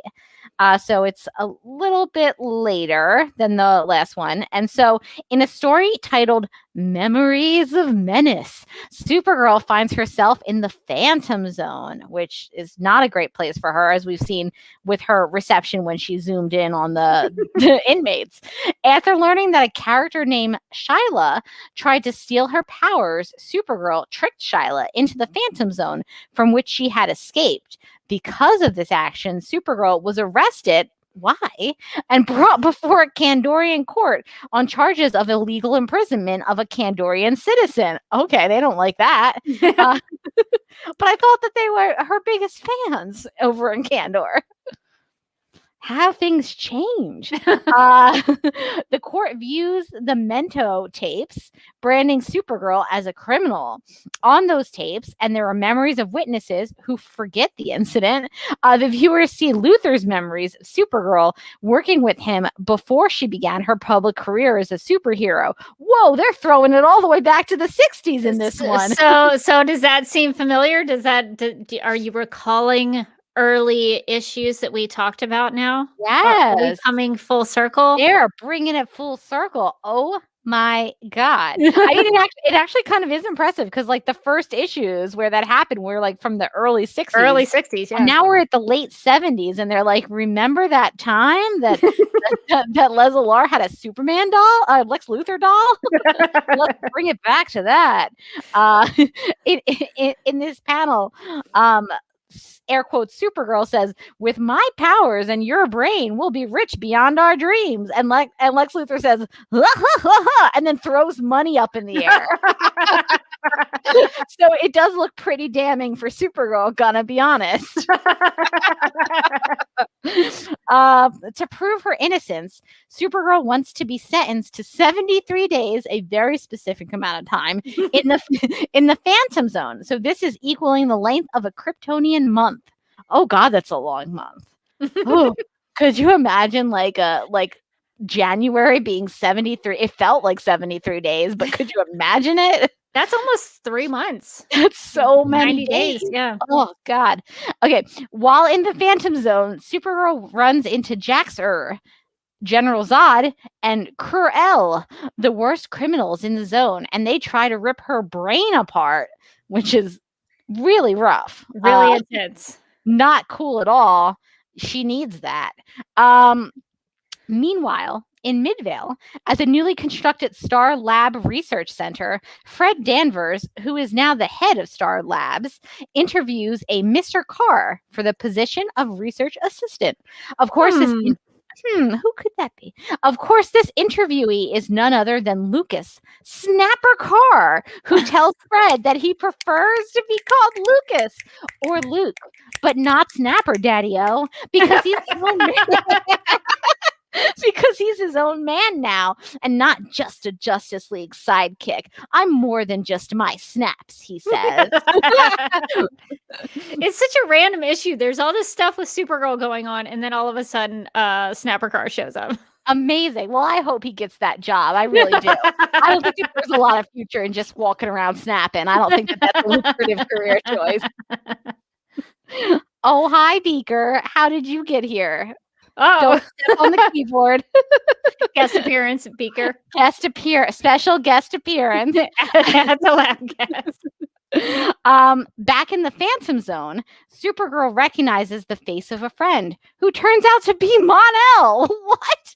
Who was sent to the Phantom Zone for his own protection. So he's sent to jail where there's a bunch of really powerful villains. Somehow for his after being exposed to lead. Brutal for Mon-El. The guy really can't catch a break, can he? He saw everything that happened with those Mentos tapes from the trial and knows that the criminal wasn't Supergirl. So Supergirl records Mon-El's memories on her own Mento tape projector. So this is really going to be a trial by Mento tape.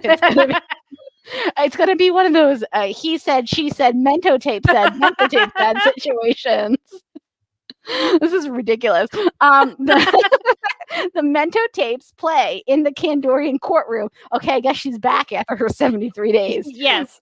Revealing that Mon-El watched as the evil Kryptonian Kandorian scientist Lesla-Lar switched places with Supergirl to set the stage for her plans. Watched as she stole the identity of Supergirl's friend, Lena Thorell. Oh, hey, look, this is like a greatest hits of all of our favorite characters. He saw as she released the Phantom Zone criminals and they betrayed her and finally disintegrated her to floating atoms. Oh, Lesla-Lar was such a real one. Mon-El even saw how the real Supergirl recaptured the escapees. Man, Mon-El's just kind of sitting around, kind of watching all of this stuff happen like it's days of our lives. What else could he do? He's just sitting in the back, like with some popcorn, being like, "Well, I mean, if you're gonna have to be stuck in prison because of lead poisoning, this is pretty awesome." So, upon seeing this evidence, the Kandorian judge orders Supergirl to be immediately released from the Phantom Zone. So, thanks to Mon-El, Supergirl is free, and that's a real pal for you. Yeah. He came in pretty clutch. I want to know what happened with Snapper Carr's job interview.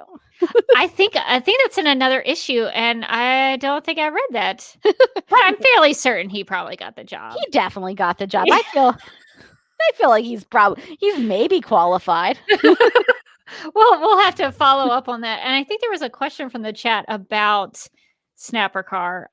New Rachel asks, was this before or after the robot hands? I think it was before. I think robot hands, which I don't even think we technically know they were robot hands. We just think they were robot hands. Oh, they were definitely robot hands. But I think that was in the 80s, I want to say. So yeah, this would have been before that. So there's a while before the robot hands. He's got an exciting future ahead. So our next issue that we're going to talk about is Superman Family 193. So that's February 1979. So it's another year later now. In a story titled The Gravity War, Supergirl is trying to stop Rudy Clement, an old school friend who is now known as the Gravitron Man. Because from warring with his cousin over plans for a gravitational device. But his name is the Graviton Man. Like, what else is he gonna do? I think she's being a little unreasonable here. While she is in action to do so, she feels pain. Confused over what is causing her this pain, she hears an unidentified voice that says, "I am the one who has influenced their powers so they can hurt you. It is I who cause your death, yet you cannot see or hear me." Ooh, I wonder who that is. Spooky. Oh, and that's it. That's it for that issue. This is still part of this big arc that involves this disembodied voice. Well, I'm excited to find out what's going on. We're very close. We're very close. So in the reveal. Yeah, Superman Family 206. So that's in April 1981. So we're all the way in the 80s now. We've made it. In a story titled Strangers at the Heart's Core, that sounds like a romance novel. It does. Linda gets a phone call from her adoptive mother, Edna Danvers, telling her that she will want to look for a surprise while she's on the campus of New Athens Experimental School, where she's currently employed. She thinks it might be a visit from Superman, but it turns out that Superman turns out to be Gregory Reed, an actor who plays Superman in the movies. Now we're getting a little meta, aren't we? I can't tell if it's supposed to be a play on Christopher Reeve or George Reeves. That's so funny. Might be a mix of both. It could be. Concluding that there is no way that Edna would know about Gregory's publicity stunt, Linda still wonders what the surprise is supposed to be. It's like, it's not this joker, this famous guy. No way. While in her office, still pondering all of this, she's visited by Fred and Edna Danvers, who slowly turn into Zor-El and Alora. And she's like, "Oh, Mom and Dad, God, I'm busy. I said I'd call you back later." From the hidden depths of her brain, the maid of might hears a chilling laughter that is not her own, saying, "I have finally succeeded, Supergirl. Your hours on Earth are numbered." Oh my gosh, chilling indeed. Supergirl immediately recognizes this voice as Lesla-Lar, who is speaking to her from the astral plane. I like it. In this issue, I think for the first time, I think this issue and maybe the issue with the courtroom stuff, Lesla has a costume. This is like the first time Lesla has like a not a superhero, I guess like a villain costume. She has like the purple pants, the gold boots, and she's got a gold cape. Oh yeah. What I like about her supervillain costume is that from far away, it doesn't look like the cape is holding on to anything at all. It's like what are the dynamics of this cape? And it's only when you get close that you realize it's kind of like clasped just around her neck, which you feel like would strangle her a whole lot as she was getting around. Like that thing gets caught in a tree branch and it's lights out Lesla. Ugh, yeah. I hope that's not attached to her skin. Although It looks like it's just kind of like lying loose around her neck, which like how would it stay back? Like it would just get all like it would just be over her shoulder and it would look messy. this is a Psy situation from those early comics with Psy. They did not think that through very well. I mean, it looks cool until you start to think about it. Like how would it be to wear that thing? And then you're like, not great. It probably would be not great. Yeah.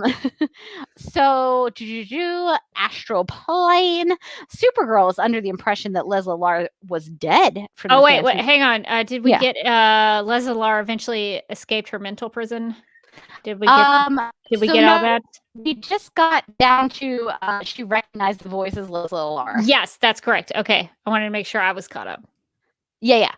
So she recognized the voice as Lesla-Lar, who's speaking to her from the astral plane. Supergirl is under the impression that Lesla-Lar was dead from the Phantom Zone criminals trying to disintegrate her with a super weapon. But instead, Lesla-Lar evolved into a new life form of pure energy. She's like, oh, you thought I was dead? Ugh, that's so unevolved of you. I'm just energy. I'm just energy now. I'm just energy. I went on this great diet. I'm just energy now. I don't even have a body. Lesla-Lar tried to destroy Supergirl by mentally influencing others and even got trapped in a Superboy robot. See? Yes, Superboy's got robots too. The robot. Oh, I want to know what's going on with his robots now too. Are they okay? Let's check in on all the robots. Lesla-Lar eventually escaped her mental prison, entered Linda's brain, and is now claiming that she and Supergirl are twin sisters. I mean, okay. Lesla-Lar's goal is to take over Linda's physical body and demand that Zor-El and Allura tell her why they abandoned her in favor of Kara. But, okay. But she's not her sister, though. Does she not know that? Is she? Lesla thinks she is. So things have gotten a little rough on the astral plane, is what I'm hearing, and like therapy is not available in the astral plane, is what I'm getting. She might have gone a little mad. It's gotten tough in the astral plane. Okay, so Supergirl thinks it's impossible that she and Lesla-Lar are twin sisters because Lesla was born in Kandor when it was still in its shrunken state in a bottle. She's like, listen, you can't be my twin sister because actually you're the size of a Polly Pocket and I'm the size of a person, and that doesn't make sense. She said Kara's parents were on Argo, many light years away at the time of her birth. Supergirl concludes that Lesla's new form has driven her insane. She's mad. Dun. Yes, she's gone mad on the astral plane. So Supergirl fights Lesla-Lar with energy from her own brain, which opens it for Lesla to literally knock Supergirl out of her mind and take over Linda's physical body, which is not good because that is literally all that Lesla wants. She's like, I will Freaky Friday you every day. I will never stop Freaky Fridaying you. And she's like, please, it's got to be too much now. But Zor-El and Allura, they're not fooled. They're like, you're calling us way too much. Like, she never calls this much.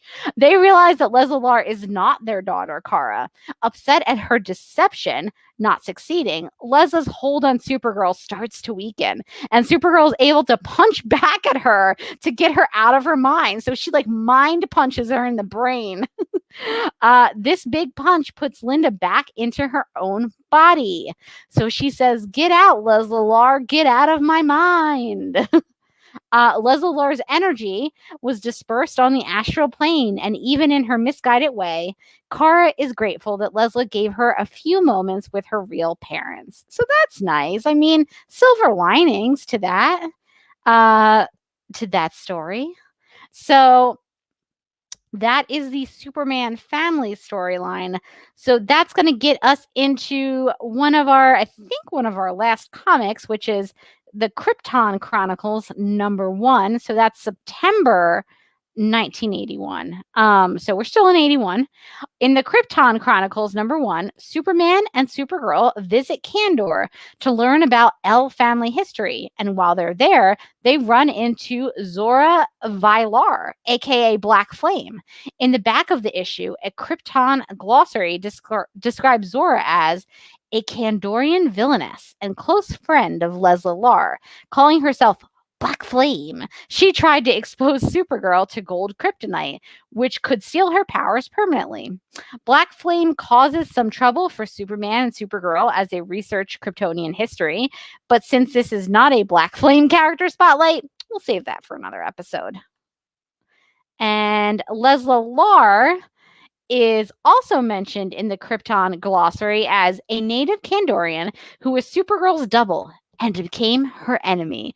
An orphan, Lesla took a surname from the family of her best friend, Zora Vylar. So that's interesting backstory for her. That actually makes me kind of sad for Lesla. I feel like Lesla just really wanted a friend and went about it in all of the worst possible ways. She wanted a better life for herself, and she just wanted to take Linda's because she really envied her, and so that's kind of how things end for her. Oh, that's so tough. So if you're interested in the history of Krypton and the House of L, this is a great and in-depth 3-issue series that dives into the L family tree. So that's Krypton Chronicles #1, and that's from September 1981 if you want to go and look that up. So that's pretty interesting stuff. I wish we knew more about Lesla. That's, I think, the last of Lesla-Lar in the comics. Wow, I really thought she was in it a lot more for some reason. She spanned several decades, though. You got to give her that. That's true. Yeah, she starts in the 60s. She ends in the 80s. And she is trouble the whole time. Does not get any kind of redemption, which is how I like my villains. I know, it's awesome. Okay, so Superman and Lois is our next Lesla-Lar spotting. So in Superman and Lois season 1, we're going to be introduced to actress Stacey Farber as DC Comics character Leslie-Lar, who is described as the right hand to one of the most influential people on the planet, and gone from a young idealistic dreamer to a hardened, world-worn dream killer. She's athletic, strong, and oftentimes heartless. So that's interesting. So after all we just learned about Lesla-Lar, do you think that lines up with the comic book version? I mean, I don't know. It's kind of interesting. I don't know that I wouldn't say that the comic book version was like a dream killer. I think that she was so focused on trying to be famous and take over Supergirl's life. That she wasn't really trying to kill other people. It was all about the end goal of being Supergirl. So she was like, I'll be Supergirl, but I'm going to have to kill this person to accomplish that. But then it's going to be great. And then I'm just going to make arches everywhere and no one can stop me. Arch here, arch there, everywhere an arch. I mean, I thought that she, when she was Supergirl, she wasn't all bad because she had some good ideas. She did, and she executed it perfectly. Yeah, so I think that there's deep inside of Lesla-Lar, I think that there was some heroic potential. She was just too focused on single white femaling Linda, I guess, at that point, and being Supergirl, that she couldn't really just be herself, and that's a sad lesson. So this Leslie-Lar seems a little different. Morgan, could you hear me? I think I was frozen. Oh, I think you froze. Yeah. Yeah. Okay. But do I look like I'm back? You are definitely back. Yeah. And also, I think my smoke detector is chirping. So my apologies. It decided to start chirping at this very moment. It could not wait. It could not wait until after podcasting. So if you hear something really annoying, my apologies. I'm trying to mute myself as much as possible. I thought it was just your hazy criticism of yourself, but it was just a beep. No, it's my smoke detector determining it's time for new batteries.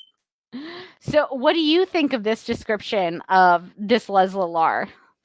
I think it sounds nothing like the comic book Lesla-Lar, and it's pretty disappointing. I'll see where it goes, but I wish she was like from Kandor. I wish maybe they'll reveal her to be that, but I'll try to keep an open mind. But it doesn't. She's not even like a scientist / villain. Yeah, / criminal.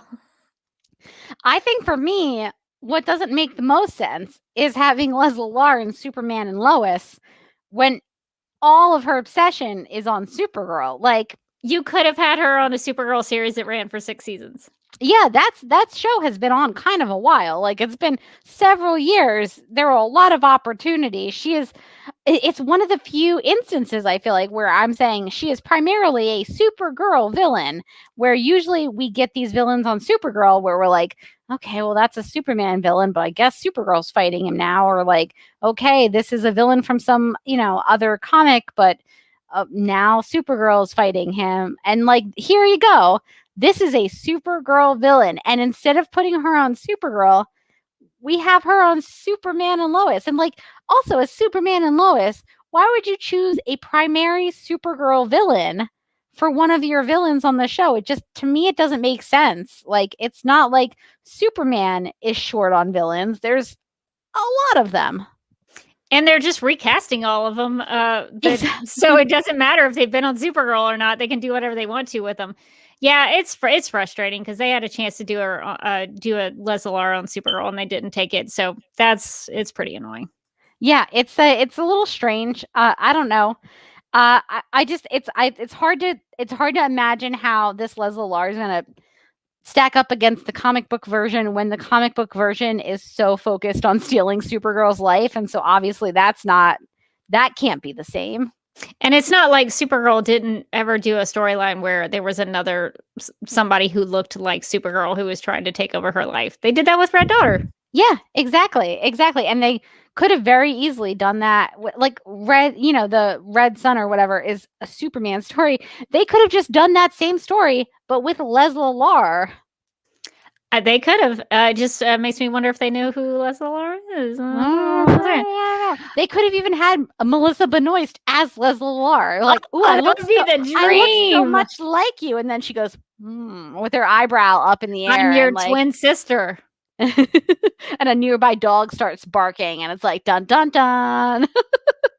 Yeah, they could have easily done Lesla-Lar in the show, but they just chose not to. Well, I think that's going to wrap it up for our Lesla-Lar character spotlight, but I think we have some snap judgments. So you want to make some snap judgments? Always. In the game of snap judgments, each person is presented with 2 options, but must only choose one. First instincts are recommended and explanations are unnecessary. Okay, first one. Zonophone or Mentodome? And I'm going to try to pull up an overlay so you can see the difference. You might want to vamp. It might take me a while because I have so many overlays. Sure. So the Mentodome, if you remember, has nothing to do with Mento candy. It's just like a weird thing that you put on your head that's got spikes. Why does it have spikes? I don't know. It's just part of the design. Just don't question it. Just put it on your head.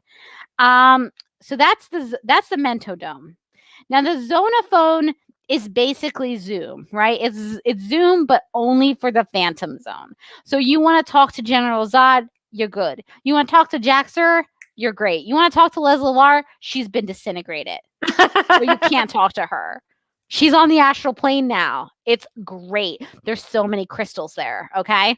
So you can't talk to her, but you can talk to anybody else. So I'm gonna go Mentodome. I want to see like people's memories. Like if I could solve a crime or see in the past, maybe that would be a good use of it. Yeah, I'm gonna go to the Mentodome too because I would love to just kind of watch the past, kind of like a television show. They'd be like, this is actually just for like quickly checking on something. It's not for entertainment. I'd have a big bowl of popcorn. And I'd say, not for you, maybe. And I just keep watching. So let's see if anybody's made their snap judgment in the chat. Looks like Jen says Zonophone. So you're talking to some zoners, some Phantom zoners. And Kenny says Mentodome. So we're pretty skewed on the Mento Dome. I would be interested, like if you're using the Zonophone, who are you calling? Like let's say you could only call one person. Which one Phantom Zone person are you calling? Oh, that's a tough one. There's some good options. Maybe you can't talk to Lesla-Lar. You can't talk to Lesla-Lar. She is disintegrated. She's on the Phantom Zone now, Rebecca. She's selling essential oils. Astral plane. So maybe General Zod. He'd probably be the most interesting one. Yeah, I think I'd call General Zod. I think that there'd be a lot of like ranting, and then like a lot of like really loud declarations. But it would be amusing at least. Oh my God! Somebody says, call Mon-El and give him a hard time. I did forget. He's in the Phantom Zone. I did forget that Mon-El is in the Phantom Zone, so I'm changing my answer. I'm just going to call Mon-El, and we're just going to chit-chat. He knows everything that's been going on, and he is a gossip because he's bored. So Mon-El is going to, like, you were talking about who has the tea. Mon-El does, because he's got nothing else going on. Yeah, Jen changed her mind, going for Mento Dome on this one. But she says that she would probably talk to Zod if she had to. Yeah, Zod would be an interesting character in there. Okay, so the next snap judgment is being stuck in the astral plane with Lesla-Lar or the Phantom Zone with Mon-El. So a similar question. So Morgan, what would you say? So that's tough because I feel like if you're on the astral plane with Lesla-Lar, she's gonna try to get you into like a multi-level marketing scheme, and I don't know that I don't know that I want that. On the other hand, she's gonna teach me all about crystals. Meanwhile, Mon-El really does know what's going on with everybody, and he's gonna be talking about things like it's like the Real Housewives, and he knows like everybody who hates everybody else. So I think I'm gonna go with Mon-El. As much as I love my girl Lesla-Lar, Mon-El definitely is like, you would not believe what Kara said about Cal the other day. It was brutal. Okay, my internet is being goofy, so I'm sorry if things are weird. It's like freezing for me. I'm having lots of problems tonight. My smoke detectors are chirping. My internet's going in and out. Going awry. What is happening? It's Lesla-Lar from the astral zone. She is trying to. She's take on over the astral my life. plane, and she's trying to take you down. So my apologies for like coming in and out. I would probably say, I don't know, I'd be interested in the astral plane with Lesla-Lar. What's going on in the astral plane? I think that's where I would want to go. Do we have any sorry, go ahead.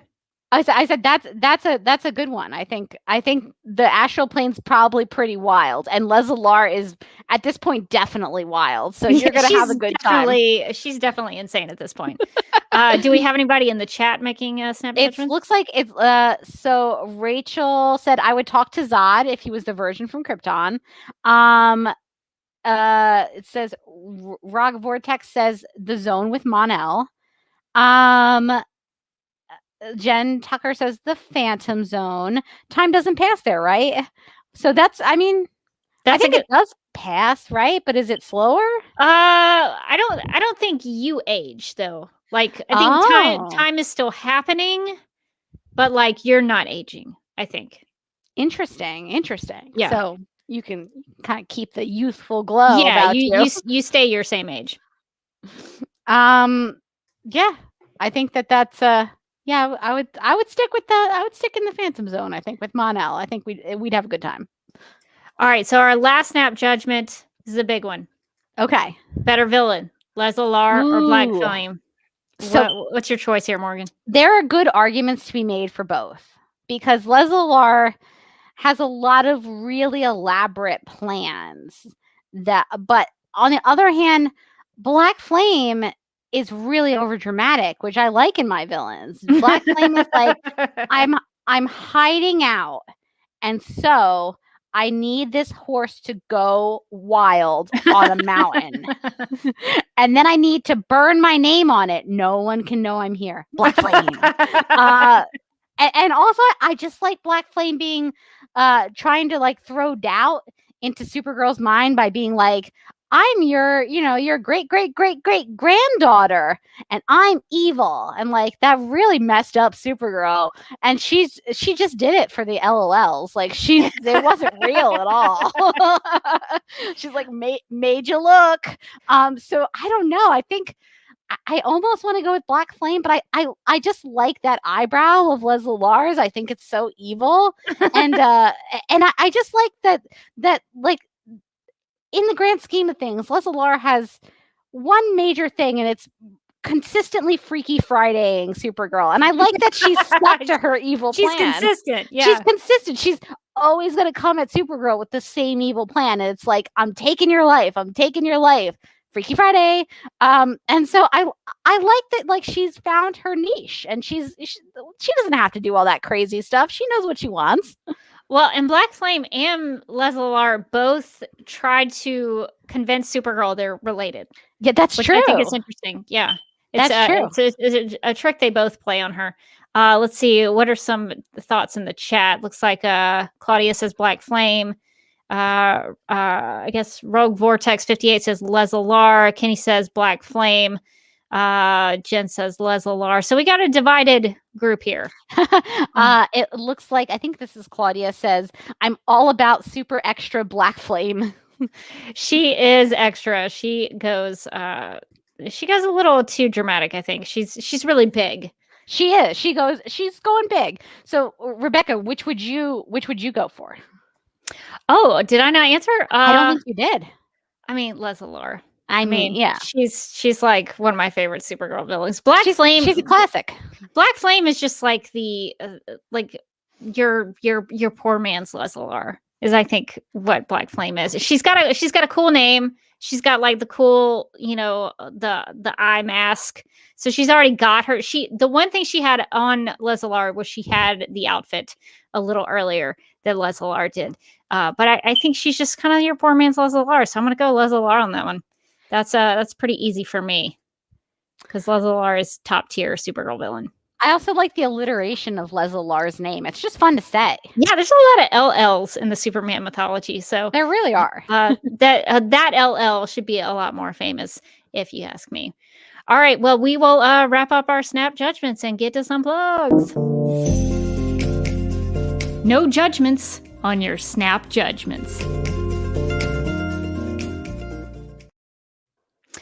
All right. Can you hear the chirp? Yeah, it's so loud. Oh, that's so annoying. Why did it wait until I had to live stream? I swear I wasn't doing it earlier today. I think it's been getting louder too, because like at some point I was like, is the battery in her smoke detector dying? I hear like a light chirp, and before it was kind of like, I'm dying. I'm dying. And now it's like, I'm dying.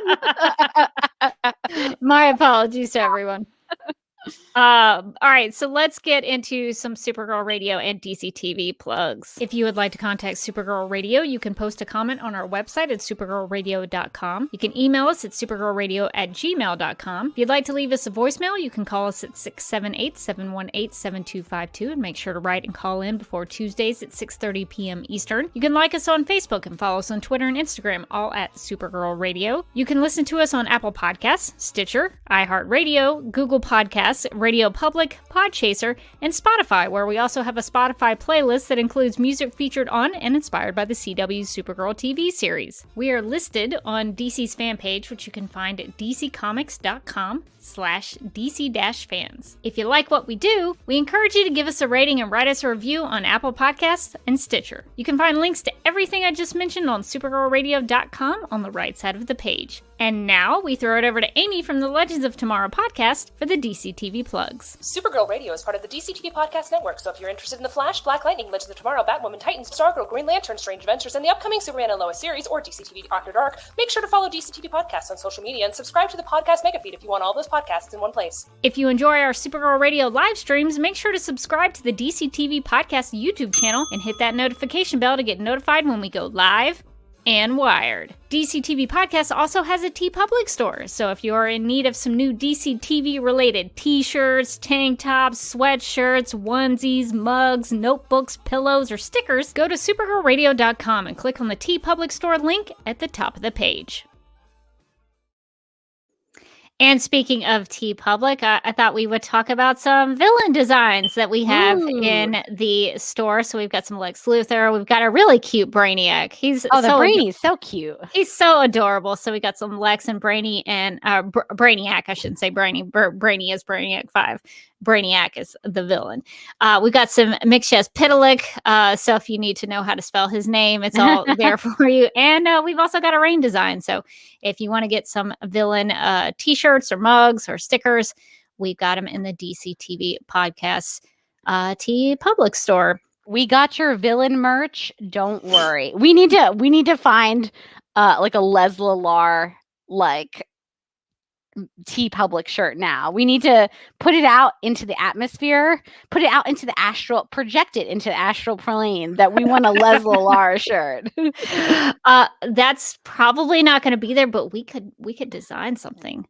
Ooh, I'm just gonna hold my crystal tonight and think really hard about it, and I'll put it out into the universe.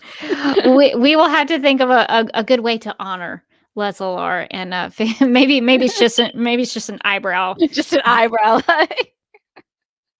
Well, the only way you can tell them apart. We'll figure out a way to do a villainous Lesla-Lar t-shirt design.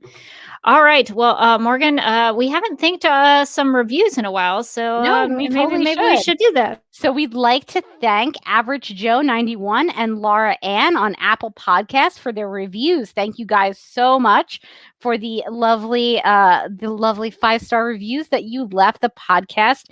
I have to say, it really does help us when people go into Apple and leave the reviews for the podcast. I know it helps in the ratings and helps the podcast show up for people in their feeds, and also we just like them. It's always nice to get them. I'm not gonna lie, it makes us feel really good. Just good for the old ego, So thank you, and definitely keep those reviews coming. If you have the time, that'd be great. Yes, thank you, and please continue to do that. And one thing I didn't put in the Google Doc, which I'm a little upset with myself. The DCTV podcast plugs. I forgot to put that in the doc. Yes. Oh no. How will I do it? We might have to wing it this time. No, I'm gonna forget all of the podcasts. So Morgan, if you just want to summarize kind of what the plugs contest is about. Yeah. So we have a contest for the DCTV podcast plugs, the plugs that we have at the end of the episode.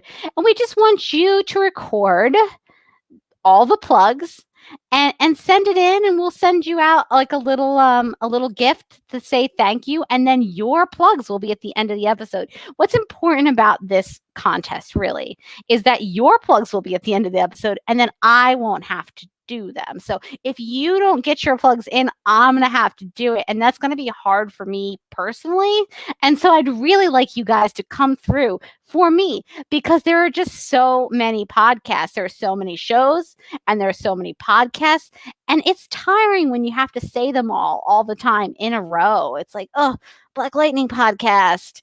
Oh, Strange Adventures podcast. I don't want to have to say them over and over again. I want to keep it fresh. I have to keep my instrument fresh. So I want you guys to come through and send in the plugs, and you can do them however you want.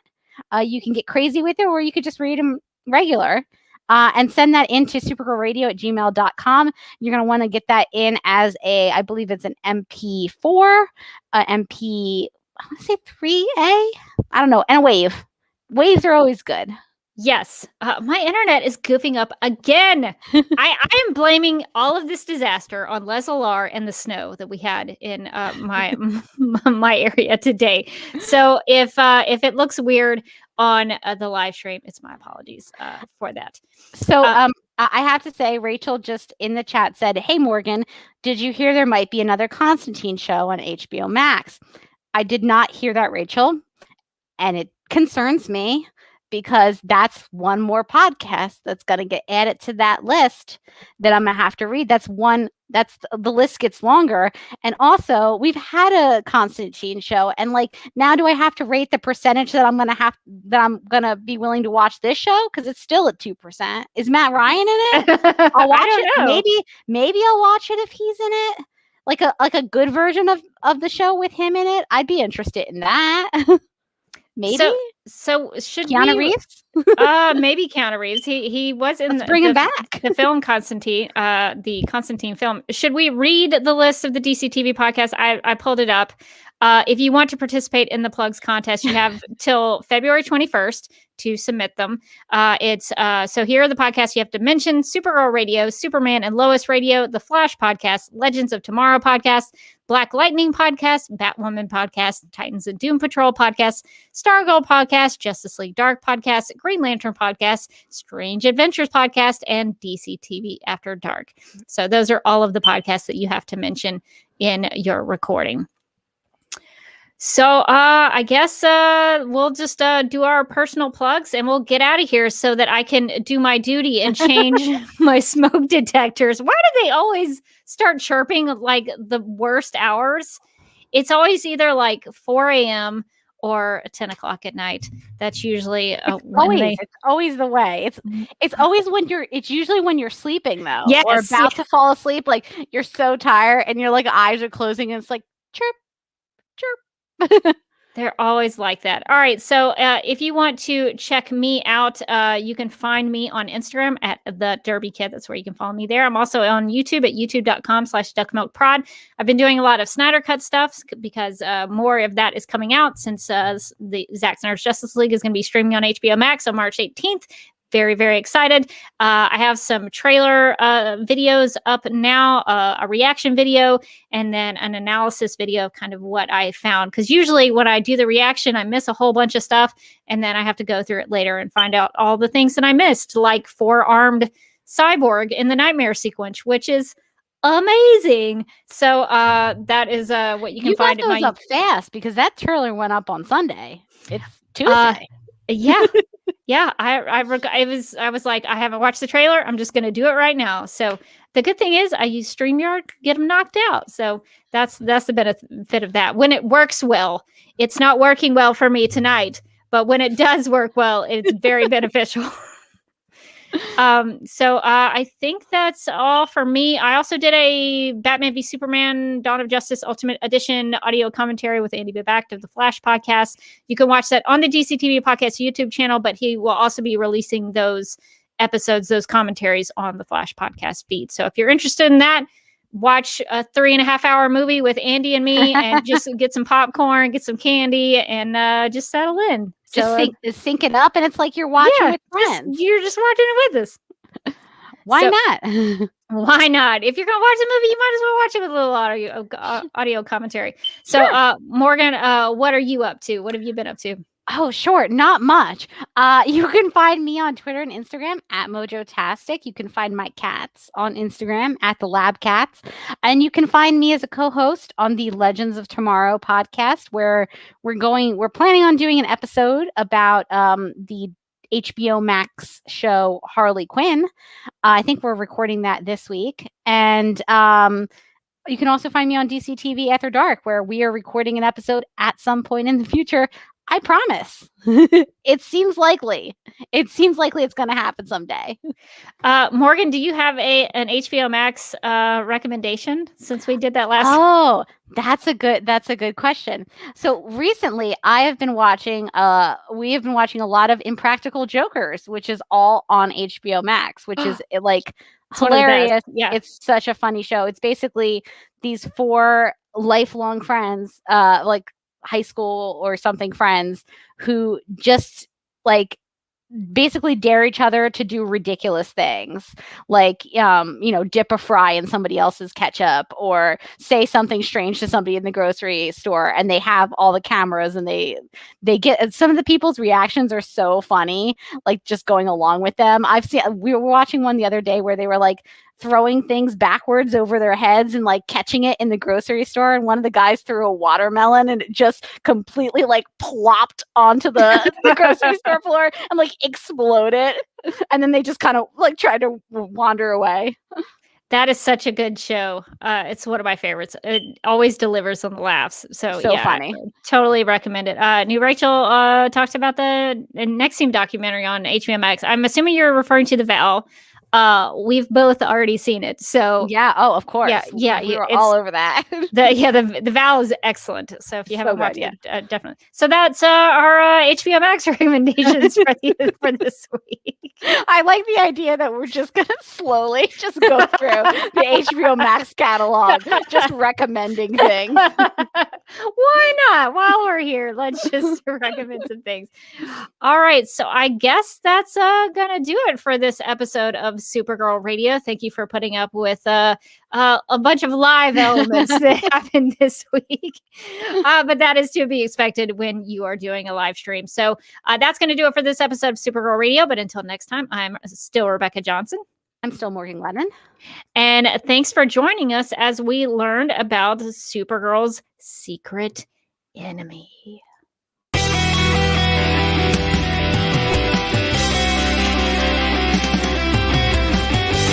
DCTV podcast.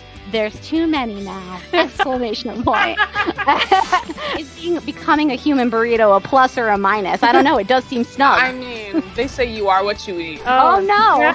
So I do a podcast called Supergirl Radio, and one of our segments is Lena Luthor, boardroom or ballroom, because she looks like a boss in this coat.